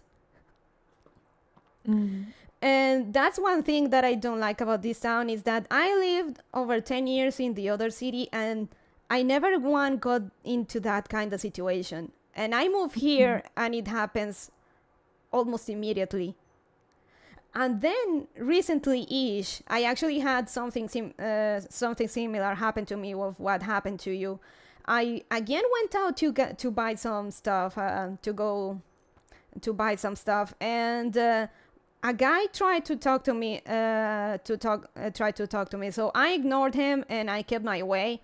Weepings and beatings aren't. Hey, Lord Valek, thanks for the sub. Welcome to Serdom. Soft looks menacingly.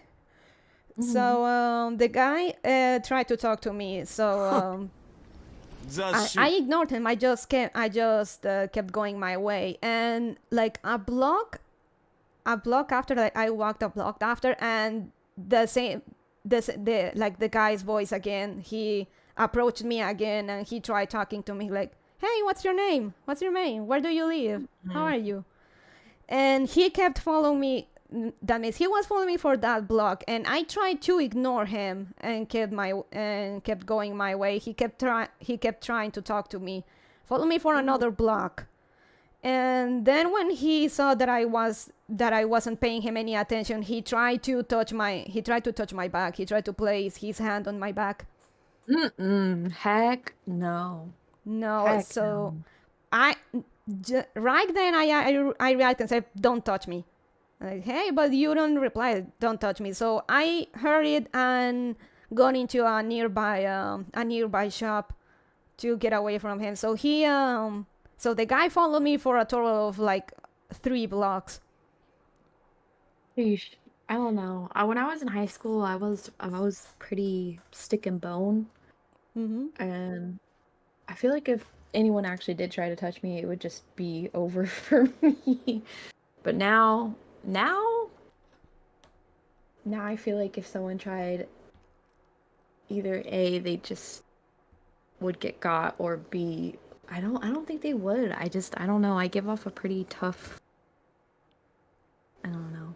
I feel like I don't know. I'm just buff. I'll deck someone. Look menacingly? Like muscly? Yeah. I've been told that I have a pretty intense look to my eyes. A friend describes it as me having a shotgun face. But that, in those cases, I guess that didn't help. And it I have horrible face control. I feel like my face is really like feminine and like doughy, so it's like I try to glare at someone and they're just like, "Oh, look at that little hamster." But like I'm nice and tall, so that helps. Oh no, I'm tiny. And this story gets worse because, check this out, exactly a week after, after that guy following me, that incident, I went with Lord Bonnie and Bonnie Mama on a cab to. They were basically going to the doctor and stuff, so they got off the taxi, and I stayed and kept my way to just go back home. And the moment my parents were off the cab, ザ・シュ thanks for the sub, Quebec. The moment that they were off the cab, the cab driver started to hit on me, like asking me about my name, like, what's your name? Do you study? Do you have a boyfriend and stuff? He started with those kind of questions. So I tried to. I mean, this time I couldn't just ignore him and stuff. So I just said, yes, I have a boyfriend. So he's a very lucky man. And he kept like asking for my phone number, and then when I was finally home, he asked for my phone number. I just tried to decline or ignore. Better yet, just ignore that I paid and just went back inside. And I hate that. It's like men will be super, super aggressive like that, or they just won't approach you at all. It's like, I don't know. I hate it. It's like the only time I ever get approached, it's something like that where someone's just being aggressive, and you're just like, ew, I don't. Who are you? Why are you bothering me? I mean, the thing is that to add to the extra creepiness of the situation, this is gonna be a bit of a dox, but I'm constantly get mistaken for a minor due to my height and my face. No.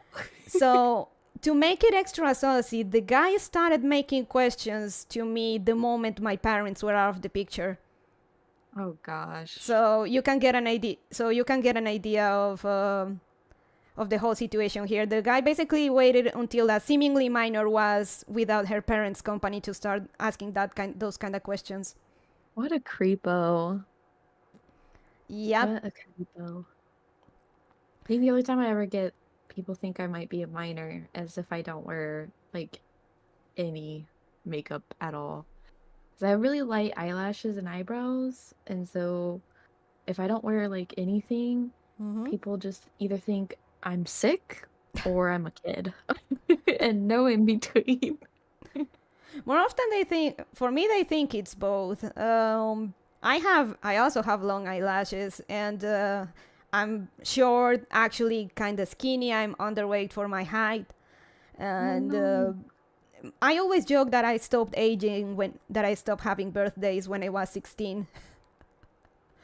Though the youngest I've been confused of was the gardener back in the apartment where we used to live. He thought I was 12. Oh my gosh.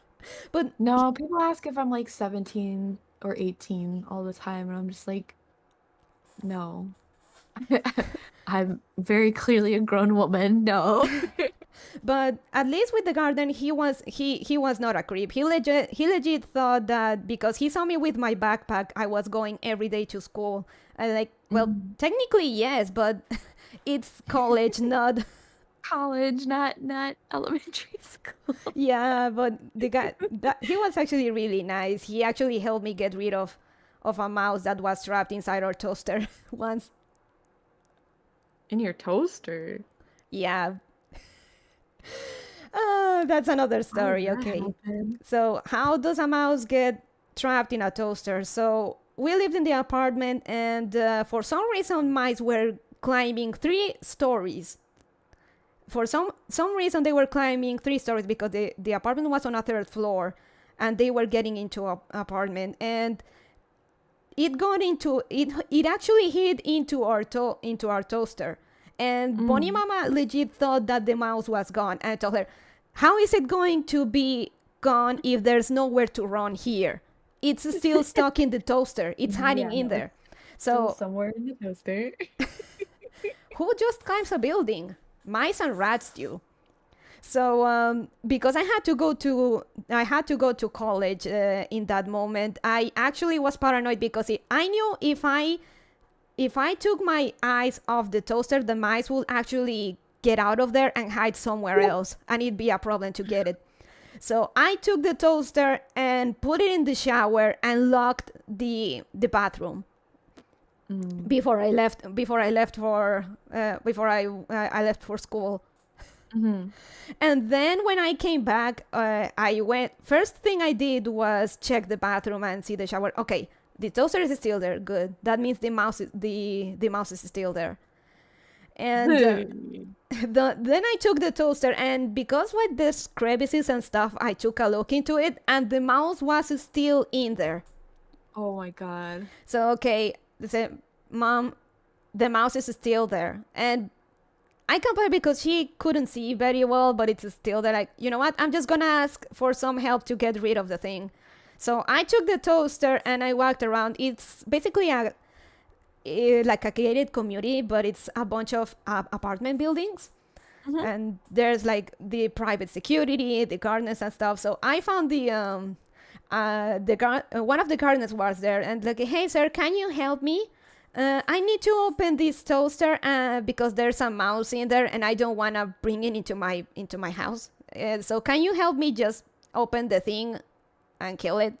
Okay, honey, no problem. So he took the toaster and looked at it, and indeed he could see the mouse. So he got a screwdriver and took like the screws and stuff, and well, the mouse jumped out and he killed it. Oof. Pretty quick. Like, I was like, whoa, thank you. Man, I really, really don't like mice. So I don't get mice in this apartment, but I used to help lay out traps for the farmer next door. I would put, I guess they do peanut butter traps. So the mice traps, they just put a little bit of peanut butter on it, and they would just snap down, of course. But just every time I see mice, ugh, just gross. No, I'm not really afraid of them. I just don't like them.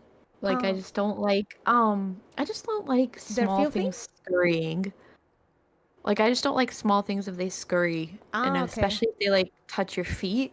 Like if they crawl over you. Like I just don't like that. Boo. Which I think is pretty fair. But yeah. I mean, I actually don't mind rodents, but don't. Yeah, I don't usually mind them if they belong, like if they're a pet.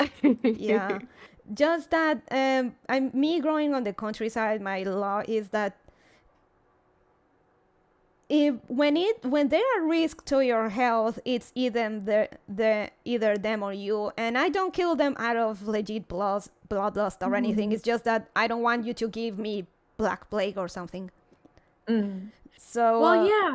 So like I don't know, growing up in the desert, if something was crawling over your legs, it usually was like it could be a roach, it could be a scorpion, it could be a snake, it could be lizards. And so to me, like I'm just so trained, I feel like where it's so ingrained in me that if something scurries past me, it's probably poisonous or bad for you.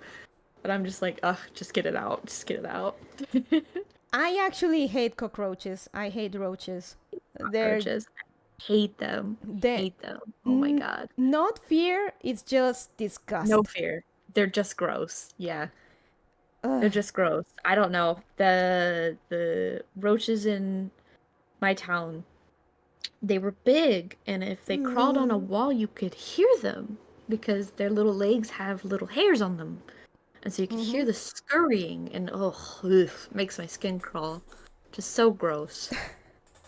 I have another story for my days on that apartment complex. Like it was nighttime and I was walking around. Well, the in between the complex, and there was a cockroach crossing on the ground and stuff. It was walking very slowly. I thought, oh, maybe it's dying. So I Mm. did. I intended to leave it alone. If it's dying, that's not my problem. So the moment that cockroach felt that I stepped close to it, something snapped into it and it started running at full speed towards me. Oh my god, I hate when that happens. So they did, and I went, "Ah!" Then I started just jumping That's in the one only foot. thing that spooks me out when bugs do that. Like, I'm not the most squeamish person when it comes to bugs, but when they come at you, I'm just like, why? Why? I'm gonna kill you. Leave me alone. Well, with I cockroaches is just, I don't because know. it's by instinct. Like their first reaction is to find somewhere to hide, and because they see something big Well, with and they're shadow, dirty. they see something big with shadow, like, hey, I can hide here. So they don't Mhm. realize that that giant thing wants to kill them. Yeah, I don't know. Roaches are just dirty because it's like, if they're there, it's because it's messy or because like they're attracted to something, right? Mm-hmm. Although growing up, all of the homes were pretty badly roach infested, no matter how clean you kept it, because there was just that many in the area. And I just became like an expert at keeping bugs out of the house. That like now, being out in the boonies, like I don't know, I'm just kind of lax about it because I haven't seen a cockroach in this area or even at my school ever. Like, I don't Ah. even know if they have cockroaches up here. They just have crickets. The crickets out here are freaking creepy. Ooh. They're like dark, black, and big. Like really big. Like No. almost grasshopper size. And I actually really do not like 雑種 crickets either because they jump, which just freaks me. It just freaks me out. Like I don't want a bug Say jumping on something. me. Thanks for the sub. But yeah. Oh no, I have another. And roaches can carry disease. Yeah, Yeah. they carry diseases. They're Yeah. not good. Yeah, they're just like, I don't know, they're like rats. They carry I no. I have so many unfortunate stories regarding pests in general. For example, when Mm. we moved to another apartment in the same apartment complex, and I used to sleep with my window open Mm-mm. because it was because it was getting too hot. So it was like what 5 6 a.m. Mm. So it was around that time I was sleeping, and suddenly some wing flap. I heard some wing flap really close to my ear. Like No, absolutely not. that woke me up, and I immediately jumped out of my bed and turned Mm-mm. on the light, and there was a cockroach in the head of my bed. Oh my god. So I just took my always reliable chancla and Yo. and killed it. And since then, I refuse to sleep with my windows open. I had a similar experience. Like I had said, roaches just got into homes like crazy. Um, and our house was really clean when I was a little kid. Mm-hmm. And one night, it was a hot night, window was open, and I could hear like just the shuffling of bugs on the wall. Like I could hear just their little legs because it Mm-hmm. was so silent in the house. And I was just like, I didn't really know what it was. I was little, so I just went back to sleep. Mm-hmm. Well, then I felt something on my legs in my bed Oh under my no. sheet, and it was two giant roaches crawling on my leg. I think I woke up the whole 雑種 house because I screamed so loud. It freaked me out. I tore apart my room, gutted everything, cleaned it as deeply as I could, and I don't know. I think honestly, since that moment, I've just been super hyper conscious about spraying for bugs Oh because it's no. so freaking gross. Oh god. But So yeah. that apartment we moved to, honestly, it's probably one of the places I hated the most. It basically it was ugly. I'm gonna give it it hadn't been renovated, like redecorated for a very long time. The bathroom seemed like something out of the 80s, and the kitchen something out of the 90s. Mm. And it was close to the trash shutter, so they and it had like mosquito net and stuff, but basically no matter how clean it was, there was always flies coming in and stuff. Yeah. And probably the worst moment was a bit after we like got everything ready and stuff, like we settled down, and we kept finding like cockroaches getting into the apartment. And I found like the oteca, like the egg, those egg bag thingies the females drop lay. They have a bunch of Yep. eggs. I found a couple of those, and I kept thinking, okay, where are they coming from? So I got bug spray, and I was in the living room with my phone and stuff, and I noticed there was a cockroach coming from the kitchen. So I used the spray, I killed it, and not long after, another one. So I killed it, and I followed the trail, and there was like a hole in a certain point behind a cupboard. There was like a hole behind a cupboard, so I saw that, and I took my bug spray and sprayed it, and my god, I did that, and from the hole started coming out 1, 2, 3, No. 4, 5, No. No. 6, 7, No. There was an 8, infestation 9, in 10 one of the cockroaches out of bathroom that hole. cabinets once. Oh my god. And they always come out of the holes in the wall, and you're like, everything's clean. There's no food upstairs. Why are they upstairs? Yeah, I my started screaming, and Bonnie Mama was there like, how, but calm down. And they kept coming out of the hole, and in total it was like 10 cockroaches coming out of there. And then we realized that the cockroaches were coming out from that hole, so we sealed it. But even Bonnie Mama admitted like that was actually a pretty scary moment because they kept coming out, and it was horrible. I hated that apartment. It was infested. There was nothing to do with it. Yeah, I don't know. I don't know why it became the way it did, but it did. I honestly feel like the roaches came because my parents would trim up the yard, and because we lived in a major city, trash disposal for like large pieces of wood and grass was just kind of hard to do, and you couldn't burn anything because in the desert you can't like burn your garbage where as up here you can. Thank you for the surprise ball. And so in the side yard they'd just like fill it with debris, and I think that became like a nest for a lot of bugs. And then I think now, I mean, I don't know, I haven't visited home, wow, in 2 years. But I think now they like they get rats and pigeons. Rat. So like that just makes it so much worse. I feel like it's like this weird cycle where it's just like rats, pigeons, and roaches. They just like go in this cute little circle that's not really cute. But yeah. One thing I learned is that, did you know that if you have a mice problem, you can't have a rat problem and vice versa? Really? Yeah, rats actually eat mice. Ah, gotcha. So basically, if there are mice and rats start coming in, the rats will just eat the mice. So you'll never find the two of them infesting a place. Oof.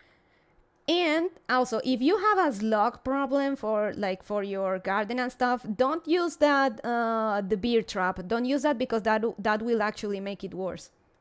Oh no, I just use a little bit of salt. Well, that's the most effective one. But Yeah. the I beer. just like sprinkle salt on them when I see them, and then I like make a little salt ring around the planters that I use. So the problem with the beer trap for slugs is that slugs actually do love beer. Little fun fact. Huh. And they drink it and they fall into the trap and they drown. Mm-hmm. But here's the thing: that will attract more slugs, and slugs are cannibals. So the only thing that will do is attracting more slugs to your garden. The best, Yeah. the best is just again salt. Yep. Yeah, I use that for snails and slugs. And it's kind of sad because I actually really like snails, but like I mean, last year I learned my lesson. They really tore into my peppers and tomatoes really, really bad. So Oh, this year I just salted all around. here, And I had a really good yield. So, oh nice. Here yeah. we have a huge problem with those giant African land snails. Oof. They are a huge problem, and well, they're huge and a huge problem. And Mm-mm. back when I used to go to IT school, Uh-huh. there was a house in my school's neighborhood. It was abandoned, and whenever there some people like cut the grass on it, that will basically, or when it rained, that will make the snail infestation come out, and they covered the window, and the window Oof. is like 2 or 3 meters tall, Mm-mm. just covered in giant snails the size of a man's hand. That's disgusting. It is. I And feel like they just shouldn't get that big. Not unless they're in the sea. no, snails shouldn't be that big, but they're disgusting. And I saw a few near the manor as well, near my neighborhood. So I saw one of those in the wall So I went inside, grabbed the our salt shaker, and just dropped a few specks on it. But yeah, those things Mm-mm. are horrible. Ugh. Yeah, I don't know. I don't really like bigger insects or mollusks or things like that. I don't know though. It's kind of weird because it's like, oh, I don't like snails that get that big on land, but like if I'm in the ocean and I pick up a shell and there's like a little mollusk in it, I get excited. I'm like, oh, Oh, it's so cute. But if I see one in like on land, I just feel like it would ruin my day. Like I'd be like, why is that so big? That's disgusting. well, it's partly on instinct, because remember, those snails that are huge illness vectors, and worst case scenario, you could get Mhm. meningitis. True. Yeah, you could get meningitis. Oh my God, no kidding. And that's a that's a bad disease to get. And Like a the geoduck? Oh, gooey duck? I have never had a gooey duck, but guidak. they're kind of interesting to look at. Yeah, Hmm? they kind of like they're a snail that usually is like on beaches in like Mm. the Pacific Northwest. But they kind of look like I don't know, like male genitalia. Like they look crazy. Yeah, no, they just look I don't know, they look weird. But I've never had it because I actually kind of do not like eating. Mollusks. Yeah, I don't really like clams. Yeah, clams, mussels, oysters. I don't really like them. I think the only mollusk I like is scallops because they're not weirdly, I don't know, like boogery. I think all the other ones are kind of boogery. I like most like seafoods or seafood in Yeah. general. I like most seafood otherwise. But I don't know. I'm new to seafood. I didn't start eating seafood till I was like 18. Like I refused to eat seafood until about 18. Oh, And the now thing. I like shrimp and fish. I don't like Hmm. eel. Oh. Um, because it's too slimy. And urchin is okay. And then I like salmon roe or like just like fish eggs. Oh, but nice.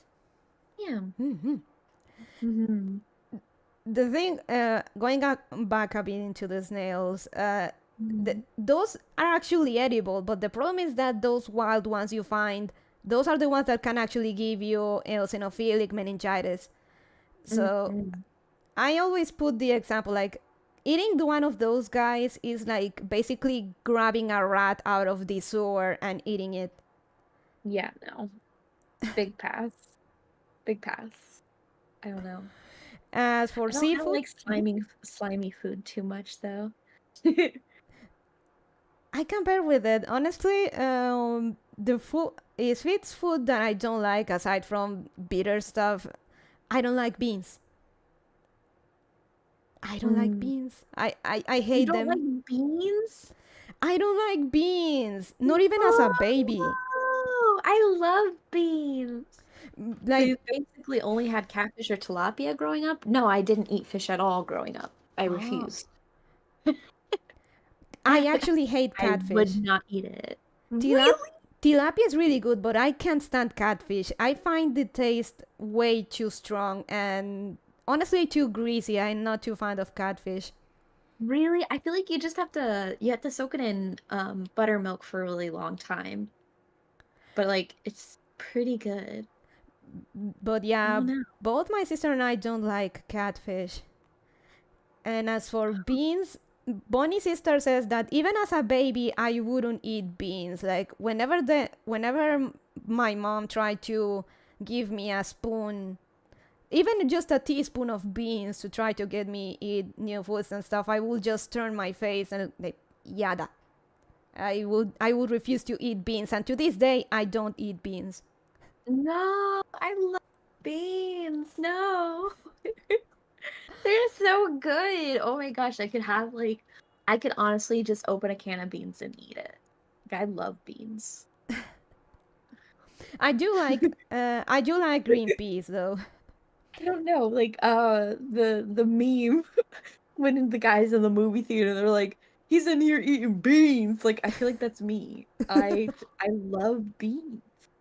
You must have had ground tuna at least? Oh, definitely not. I Oh, used to really, really, really hate tuna. It's taken oh. me a really long time to like tuna cooked even. It's just really fishy. I like tuna. I like canned tuna, but not grounded Mm, tuna. not not canned. Never canned. No.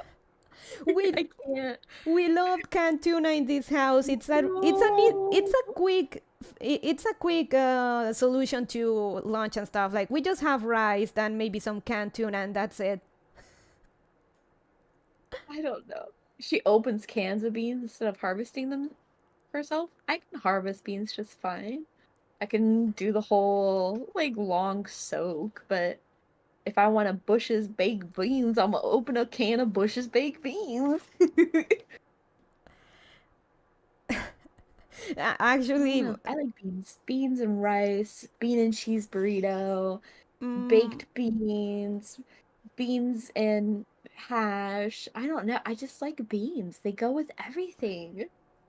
I know. I just can't. Even one of my cousins, like way back during a Christmas, one of our Christmas reunions, he said, "Lauren, why don't you like beans?" Like he actually offered me beans, and I tried to eat a little bit, but Bonnie Mama pretty much ate my serving, and Bonnie's sister was there like she doesn't eat beans even as a baby. She just doesn't like them, and I'm sorry. I'm sure they probably taste very good, but I just don't like beans.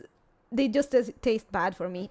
And once I made the mistake of have refried beans, and that was even worse. What?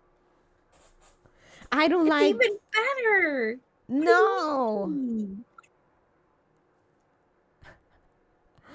no, no, No. no.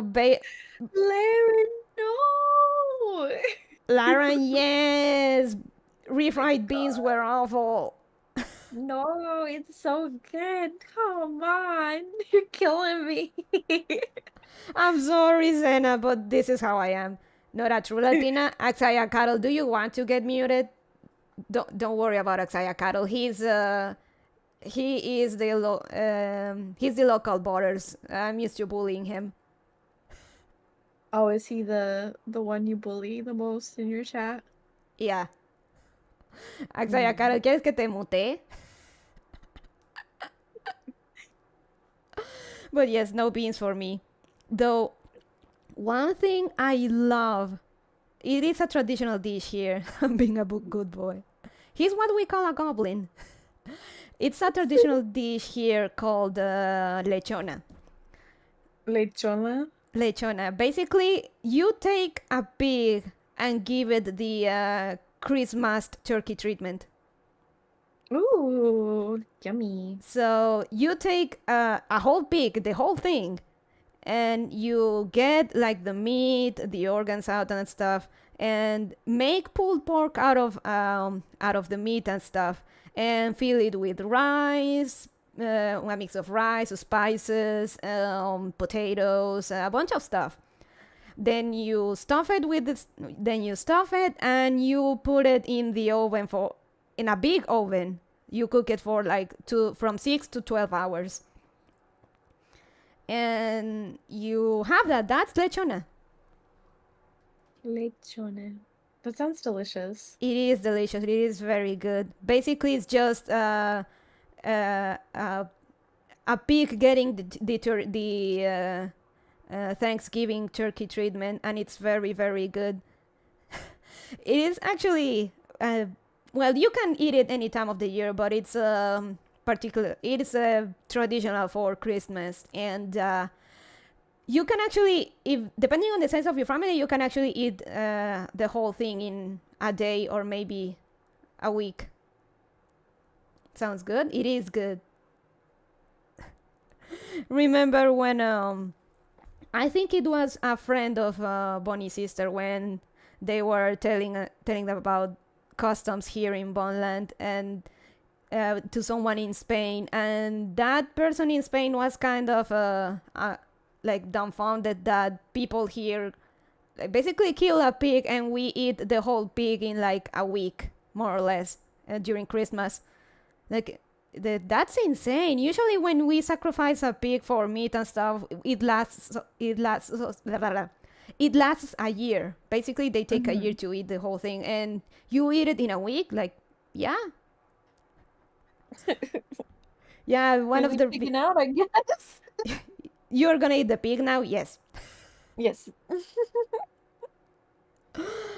So yeah, basically Christmas is just a lot of eating, and it's not unusual for us to just eat a whole pig.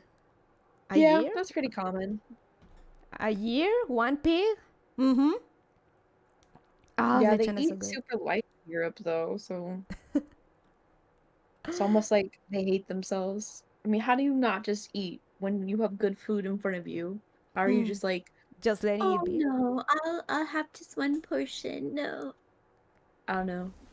I'd rather die 雑種 fat and happy than, you know, thin and starving. You know? Understandable, though.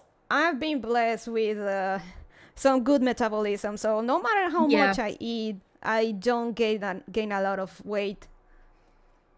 I don't gain a lot of weight, but like when I do, it's always in the same spots, and I don't think it's a bad spot to gain weight, so I don't mind it too much. Ain't lechones baby pigs? Lechones are baby pigs, but the dish is called lechona, and it being called lechona doesn't mean it's made from baby pigs. It's just a full-on adult pig, a giant big one. The fatter and bigger, the better. Carnitas is super good too.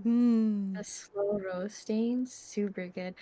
I like I think it might just be Mexican. I don't know if it's like common in different Latin cultures, but I like it when it's al pastor, where they like pastor is good. roast it on like the spick and they turn it with the pineapple, and it's kind of sweet and a little spicy, but not really.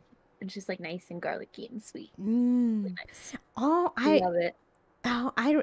I almost forgot. You mentioned that you give your dogs like chicken hearts and livers, right? Yeah. Actually, those we eat those here. They're really, really good.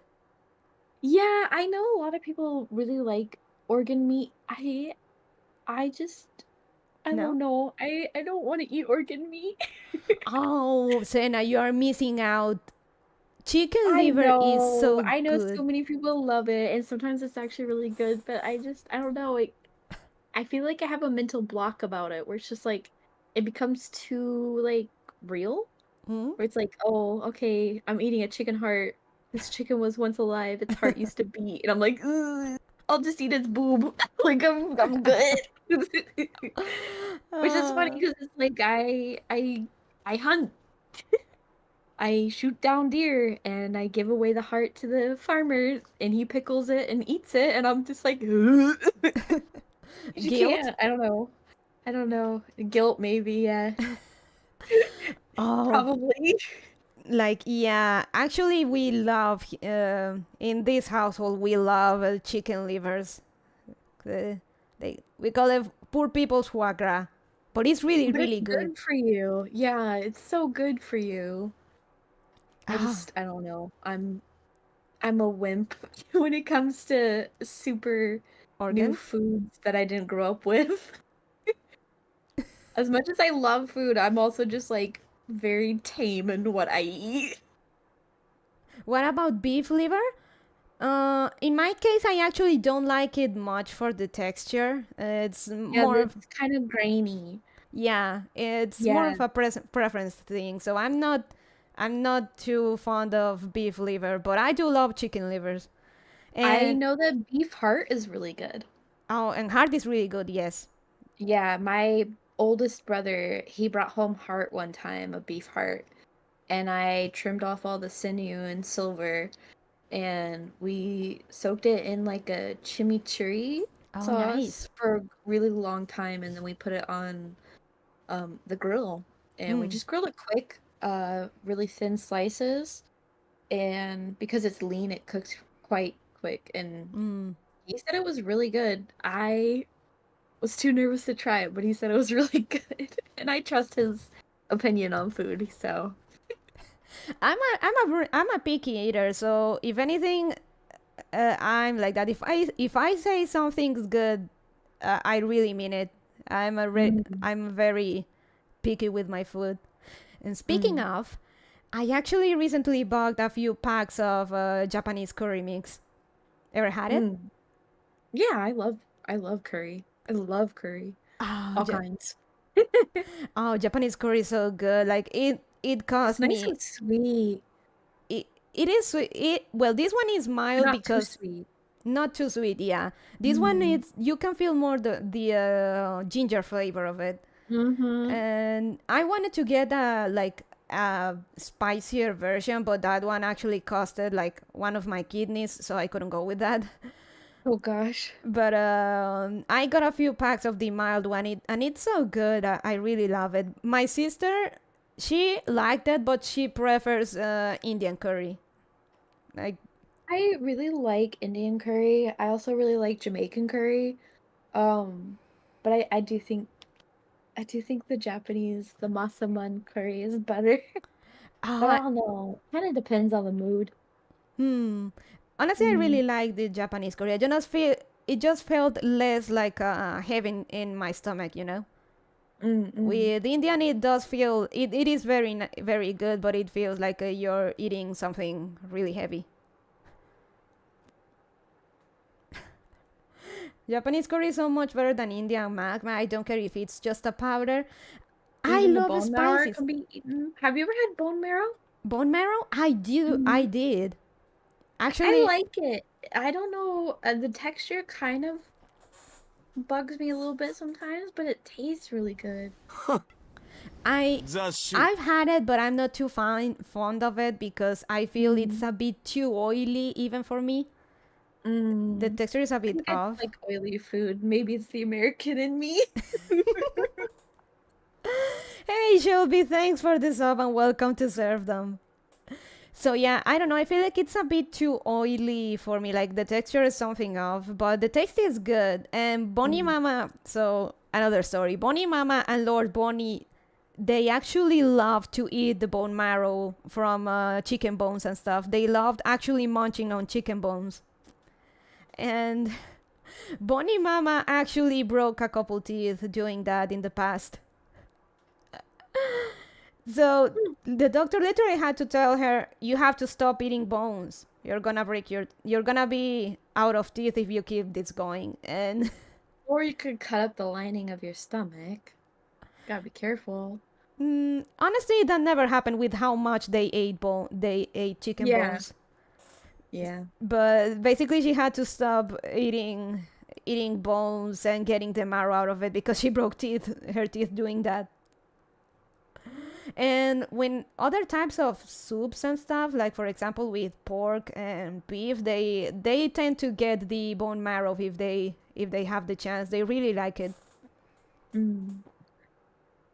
don't know. I like bone marrow. I like to get like if I'm getting cuts of steak, I like to get like a New York strip because it has a big fat cap along the side, and I'll cook it, and then after it's done cooking, I'll slice off the fat cap and then slice that into cubes, and then cook it in the same grease that the steak was finished in, Oh, nice. and then it turns it almost into like beef bacon.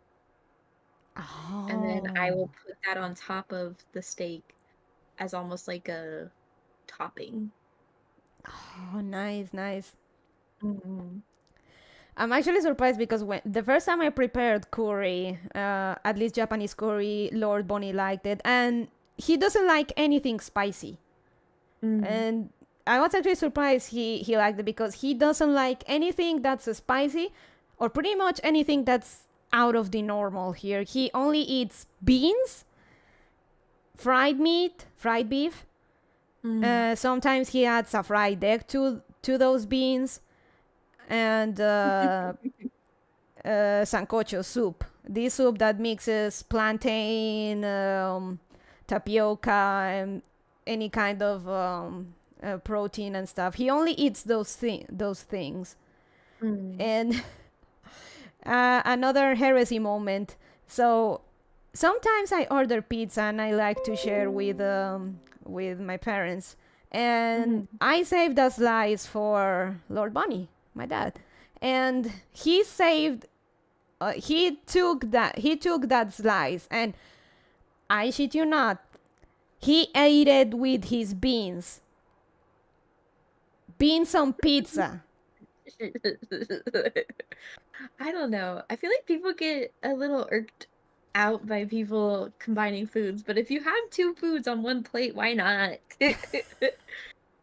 I was actually offended. I told Bonnie Mama, just for that I'm not gonna give him pizza the next time. Oh my gosh. He actually put the beans on top of the pizza. But he ate. I mean, it's gonna be mixed up in his stomach anyway. That was his logic, and I still don't approve. I don't know if I would. I don't know if I personally would put it on the pizza, but I'd still be eating it on the side if I already had it. It's just a chalupa, right? It's just a chalupa. Was very okay. We have a Little Caesars here for Mexican Independence Day. They made a special bean and chorizo pizza. Oh no, that's no excuse, Anna. I like chorizo. So when I made pizza, the last time I made pizza, I made the dough. I made like a Mexican pizza, but like I just the sauce was just like a thin layer of chorizo on it. Oh. And then it was just like mozzarella cheese, chopped jalapeno, onion, tomato, and then that was it. It was really, really good. I mean, I can excuse chorizo pizza because at the end of the day, it's chorizo. Let's see it. It's like not like pepperoni, but it's in the same of those curated meats. And Well, I feel like a lot of chorizos, at least the ones you get from the store, are in that like tube, and it's usually like a pepper paste and then like just like 2% meat. So it's like basically just like a pepper sauce. almost, at least out here. Mm-hmm. I don't know. Please, I know for you can get the hardened cured sticks too, though. my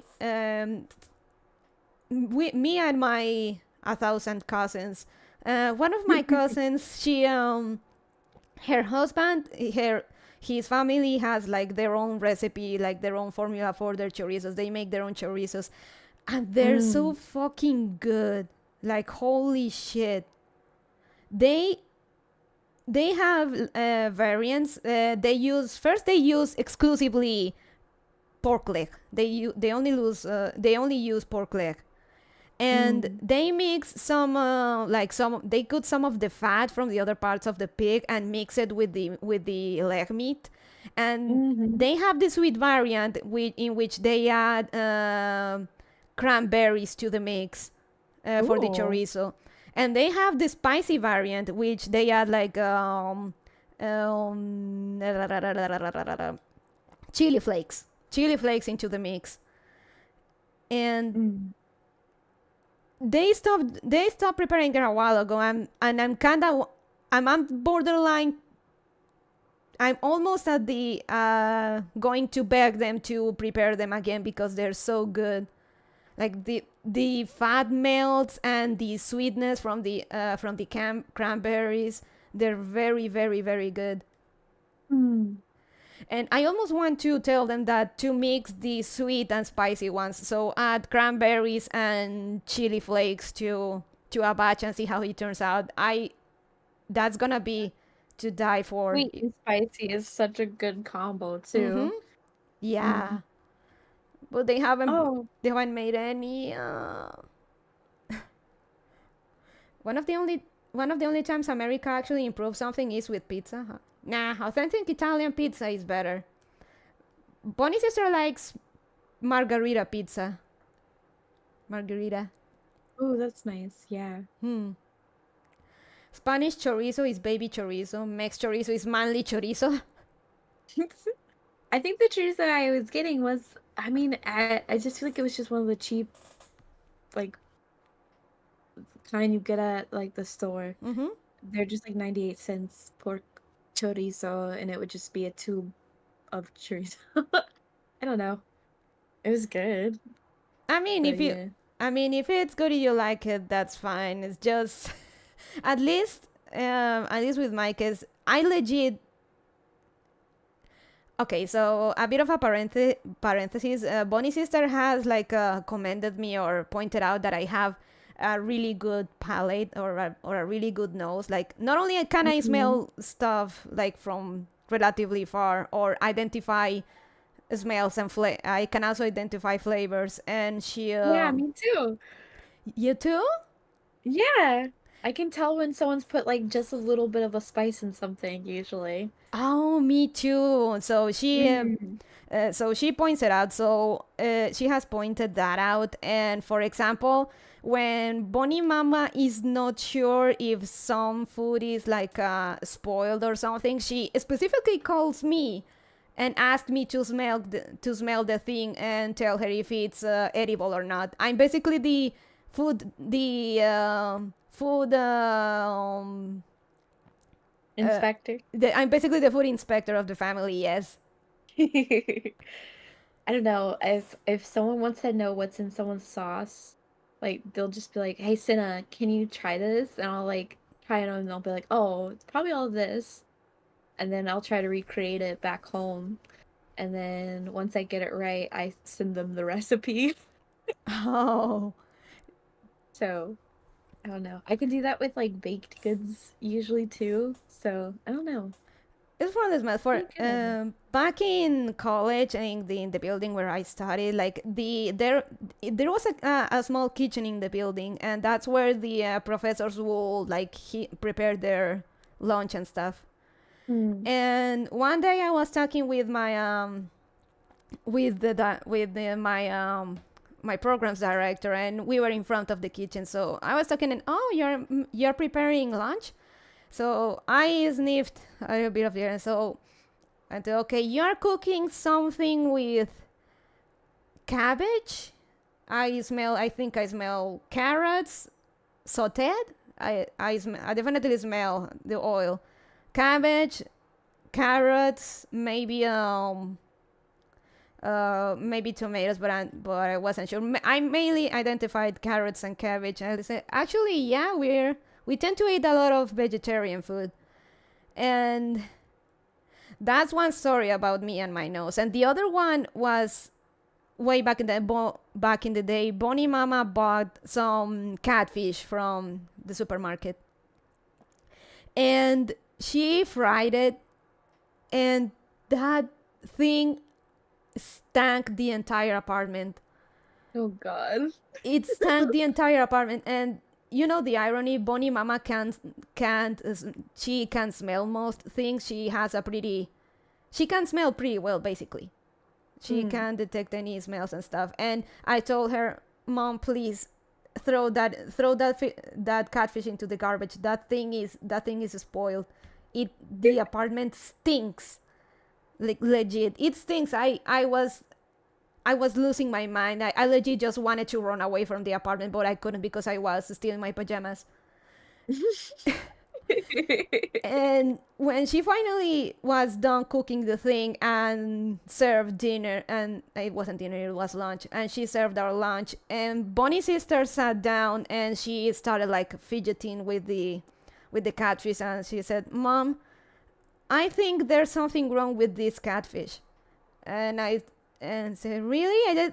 You think I was just making it up? I told you that thing didn't stank the whole apartment. That thing was spoiled, and indeed the fish was that thing was spoiled, so we had to throw it away.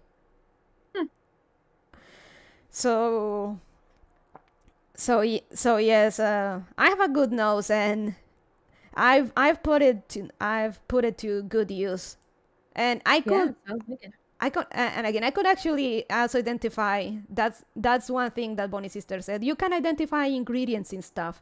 You could actually exploit that to cook and whatnot. And in fact, my sister also uses me a bit as a test for her food, because she knows, like, you have good taste, but you like stuff salty. So if I ask you to taste something and you say it's fine, it's more likely a bit over. It maybe has a bit too much salt. Because I like my food a bit on the salty side. Yeah. One carp is the only really good as fertilizer. Carp. Catfish has a distinct stink. To be frank. Yes, but even with catfish's characteristics stank, this one didn't smell like that. It didn't smell fresh. It really just smelled like rotten fried fish.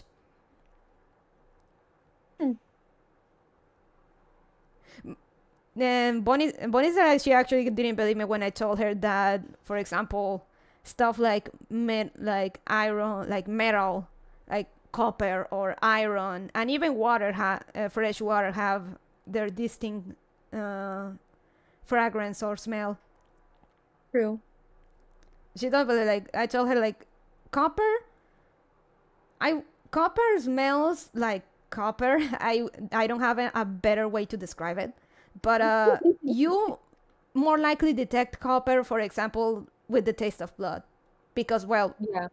blood tends to have a lot of copper. So that's if you smell like copper in the air, it's like there's a lot of blood. Yeah. So yeah, sorry, Senna. What about you? You and your good sense of smell have you copied recipes? I don't have a great sense of smell per se. Like, I can smell when things are rank for sure, but like, I have a good sense of taste. So like, I can go to a restaurant, immediately figure out what's in it, go home, make a dupe, make it better, and then feel like I can't go to the restaurant again because now it's not as good. So I'm just always ruining restaurants for myself. I know your secrets now. I don't need you anymore. Yeah, pretty much. I'm always ruining restaurants. But I actually was gonna ask if we could maybe wrap up. I'm Oh getting yeah, really it's getting tired. too late. Sorry. No, it's okay. I just have church in the morning and I'm tired. Oh, I shouldn't hold you here. Like, you can. This is on par with Bonnie. This is going to be actually a short stream. You've seen my streams. Oh, a short stream, 8 hours. Yep. I'm like, it's like been 2 hours. I think that's good, right? That's short for her, right? It's short for me, and I'm trying to short my hours. Thank you for being my limiter. Yeah, no problem. Yeah, we should leave it here. Thank you, Yeah. Zena. I was Yeah, so thank looking you for forward to having me. this. Yes, I'm glad. I'm glad we could finally do it. Oh, I apologize again for last weekend and the whole leg issue. oh It's actually no. numb right now, so No, don't apologize. I mean, shit happens. I can't blame you. And just when it happened to you, then I started having my back problems this week. Mhm. So don't Something new, apologize. I guess. But yeah, thank you for having me, and thank you to the serfdom for having me. And thank you for your times. And I'm really happy. I'm bad with words. My ESL is showing. I You're was really fine. looking forward to this. I understand a lot of Spanish. It just depends on the dialect. So you're good. You're Oh, good. true. I feel like the Okay. closer it is to Spain Spanish, I understand it a bit more. Yeah. Well, thank you for having me. I'm gonna go so you can talk to your chat and wrap up.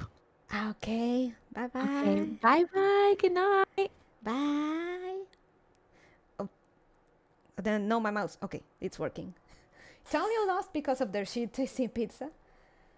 Thank you for coming, Builderverse. It was really fun. It was really fun, and I love you, Zena. Don't be like me.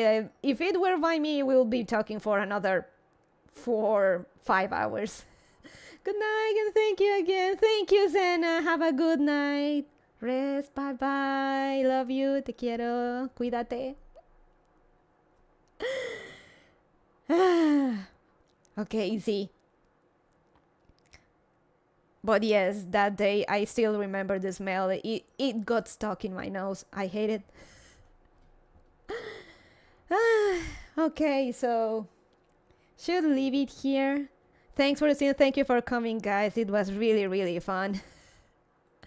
Man, just because we're almost stuck, well, half a continent apart, but I would love to collab with Zen. I will give her some of Bonnie Mama's banana bread. Rotten fish is a special smell, and catfish is a special smell. Rotten catfish, oof. Yeah, it's undescribable, but it is like that. It's just rotten catfish. Rotten fish is normal in Sweden, Norway, Iceland. I know they have this like rotten fish thingy that I forget the name. That it's insanely stinky. Let's just not eat fish. They ain't got no souls. But they're tasty.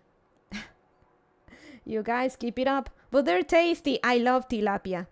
Tilapia is really good. Surströmming. That's the name. So surströmming.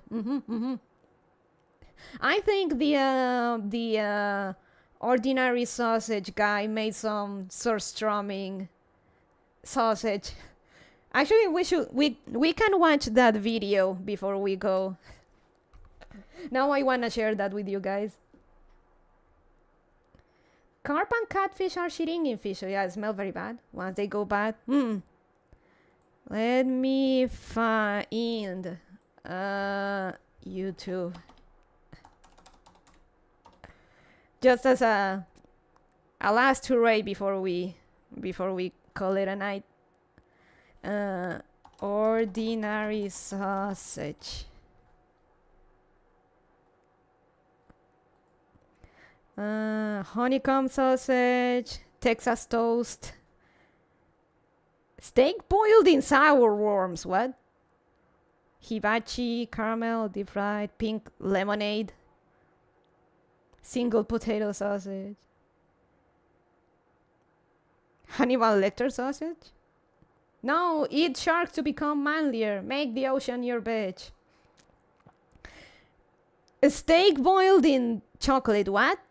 Deep fried tomatoes. You didn't answer if you eat sashimi, raw Japanese fish, since you are an anime girl and weeb. I love raw. I love sashimi, and I love like tuna in sushi and stuff. So of course. Oh, surströmming sausage. Here we go. Let me show it up on window capture. Firefox. Oh, there we go. Just as a last hooray before we go. Here we go. This guy. Okay. Here, folks, and welcome back, I guess. Surströmming sausage. You asked for it, I deliver. That's how it works. So yeah, The so kid's yes, I got do like some sashimi. bulge going on to it. It's starting to gas up in there. A delicacy from Sweden, from the Gastahanos Fisksalatadori brothers. Oh, good. We haven't gone past the expiration date. So you know, enough talk. I'm more of a sushi fan, but sashimi is certainly good in its own right. Okay, let's crack this. Lord Bonnie refused to eat sushi when we got sushi once. He like, no, why would I eat the raw fish? Like, more for me. This thing open. Give it a whiff. All right, let's break the seal. Oh, that's not a good hiss. I smell it now. It smells like sulfur. It's very bad eggy. We're gonna have to throw out the can. Why are the normals all broken? Oh, it's landed in the juices. I gotta stick my fingers in there. I don't want to touch it. I don't want to touch it. Holy God. That is a smell you will not soon forget, my friend. If you've ever ran on a treadmill for an hour and then stuck your finger in your belly button, that's what it smells like. Ew. You're gonna have to burn everything this thing touches. God, it smells. Now, who is the first person to look at this and say, yeah, let's eat that? That's a fate worse than death. That's a whole lot. The sweats. The sweats are the ones that see raw fish and think, I'm gonna eat that. Lot of juice. I'm not comfortable with this episode anymore. We're definitely gonna have to mix this with pork because there's not enough here to make a good sausage. And quite frankly, I don't want to eat it on its own.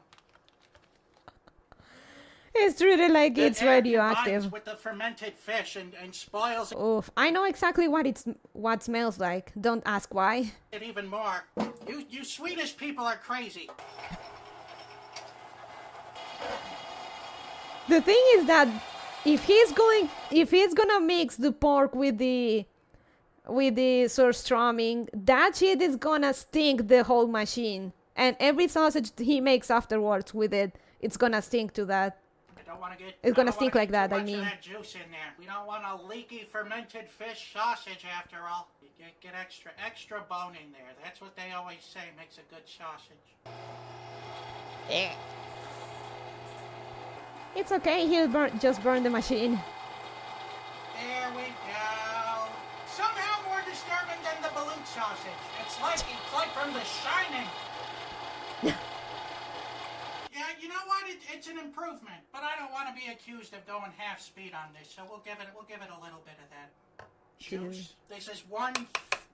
Nah, it's made of stainless steel. It just needs a good wash with water and vinegar more water. Big disaster. You sure, Metron? Oh, some fancy pepper's gonna solve this problem. You. It's Surströmming, baby. Okay, but burning it will be fun. There's a theory that Vikings may have independently developed gunpowder with their fermented shark meat. What? Getting progressively worse. I'm gonna throw it in the smoker and hope to God that cures the smell. Otherwise, my neighbors are gonna be mad. Oh, Oh, that's the surströmming water. You willed this into existence. In 3, 2, 1. Let's sausage. Whoa, buddy.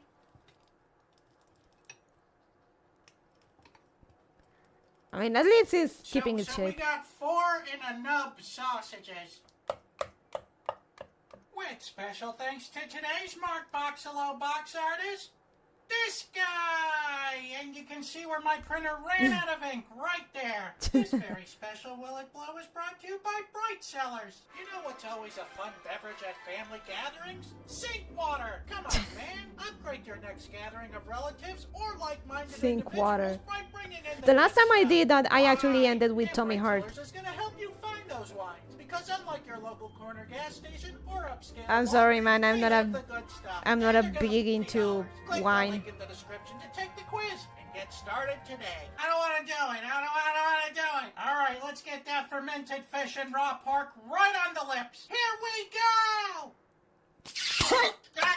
And there it is, a pretty solid Will It Blow. Oh, you know what? That tastes Wine delicious. bad. Pretty solid Duke on the paper. I'm gonna have to give that Will It Blow 3 Mark Depend- Ruffalo. Depends on the I wine. lit a candle to Wine is cover delicious, up the depends on the smell, wine. and it is not working. So Huh? paper. Wait. I lit a candle to cover up the smell, and it is not working. So we're going with Plan B.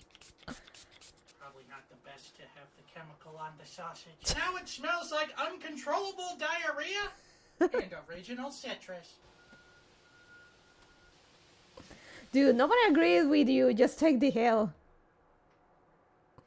Just goes well with Italian pizza. Oh, halfway done. They're looking strange. So good news and bad news. The good news is the sausages no longer stink like fermented fish. They look good. They smell like a normal smoked sausage, so good for us. The bad news is the basement smells 100% like the surströmming still. Well, 99% surströmming and 1% poopery. The poopery isn't a losing battle. I mean, I bleached the table, so the stink is not coming from that. My only guess is that I got some of the juice on the ceiling beams, and if that's the case, that smell ain't never coming out.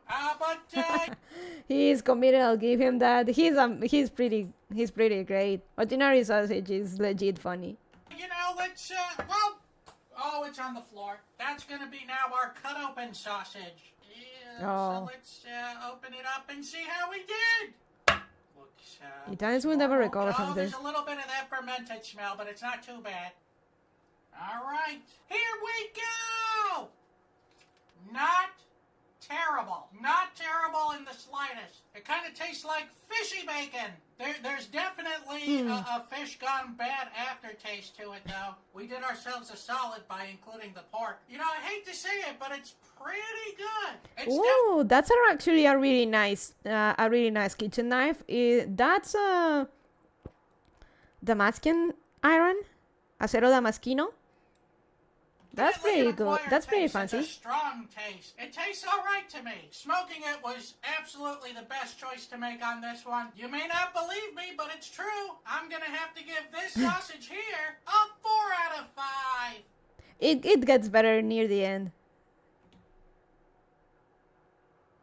Bop, bop, bop, bop, bop. Immediately after filming, Mrs. Sausage said she couldn't take the smell anymore and left me.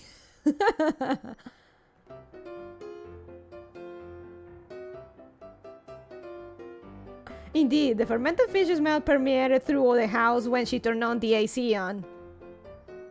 Which, if you ask me, is more her fault than mine. Come back, baby, I miss you.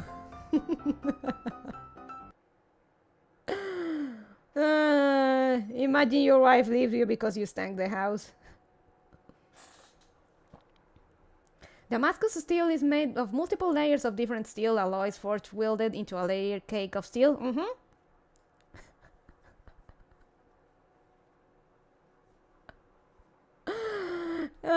You stink the house so bad that your wife leaves you. So there's that. Good stuff.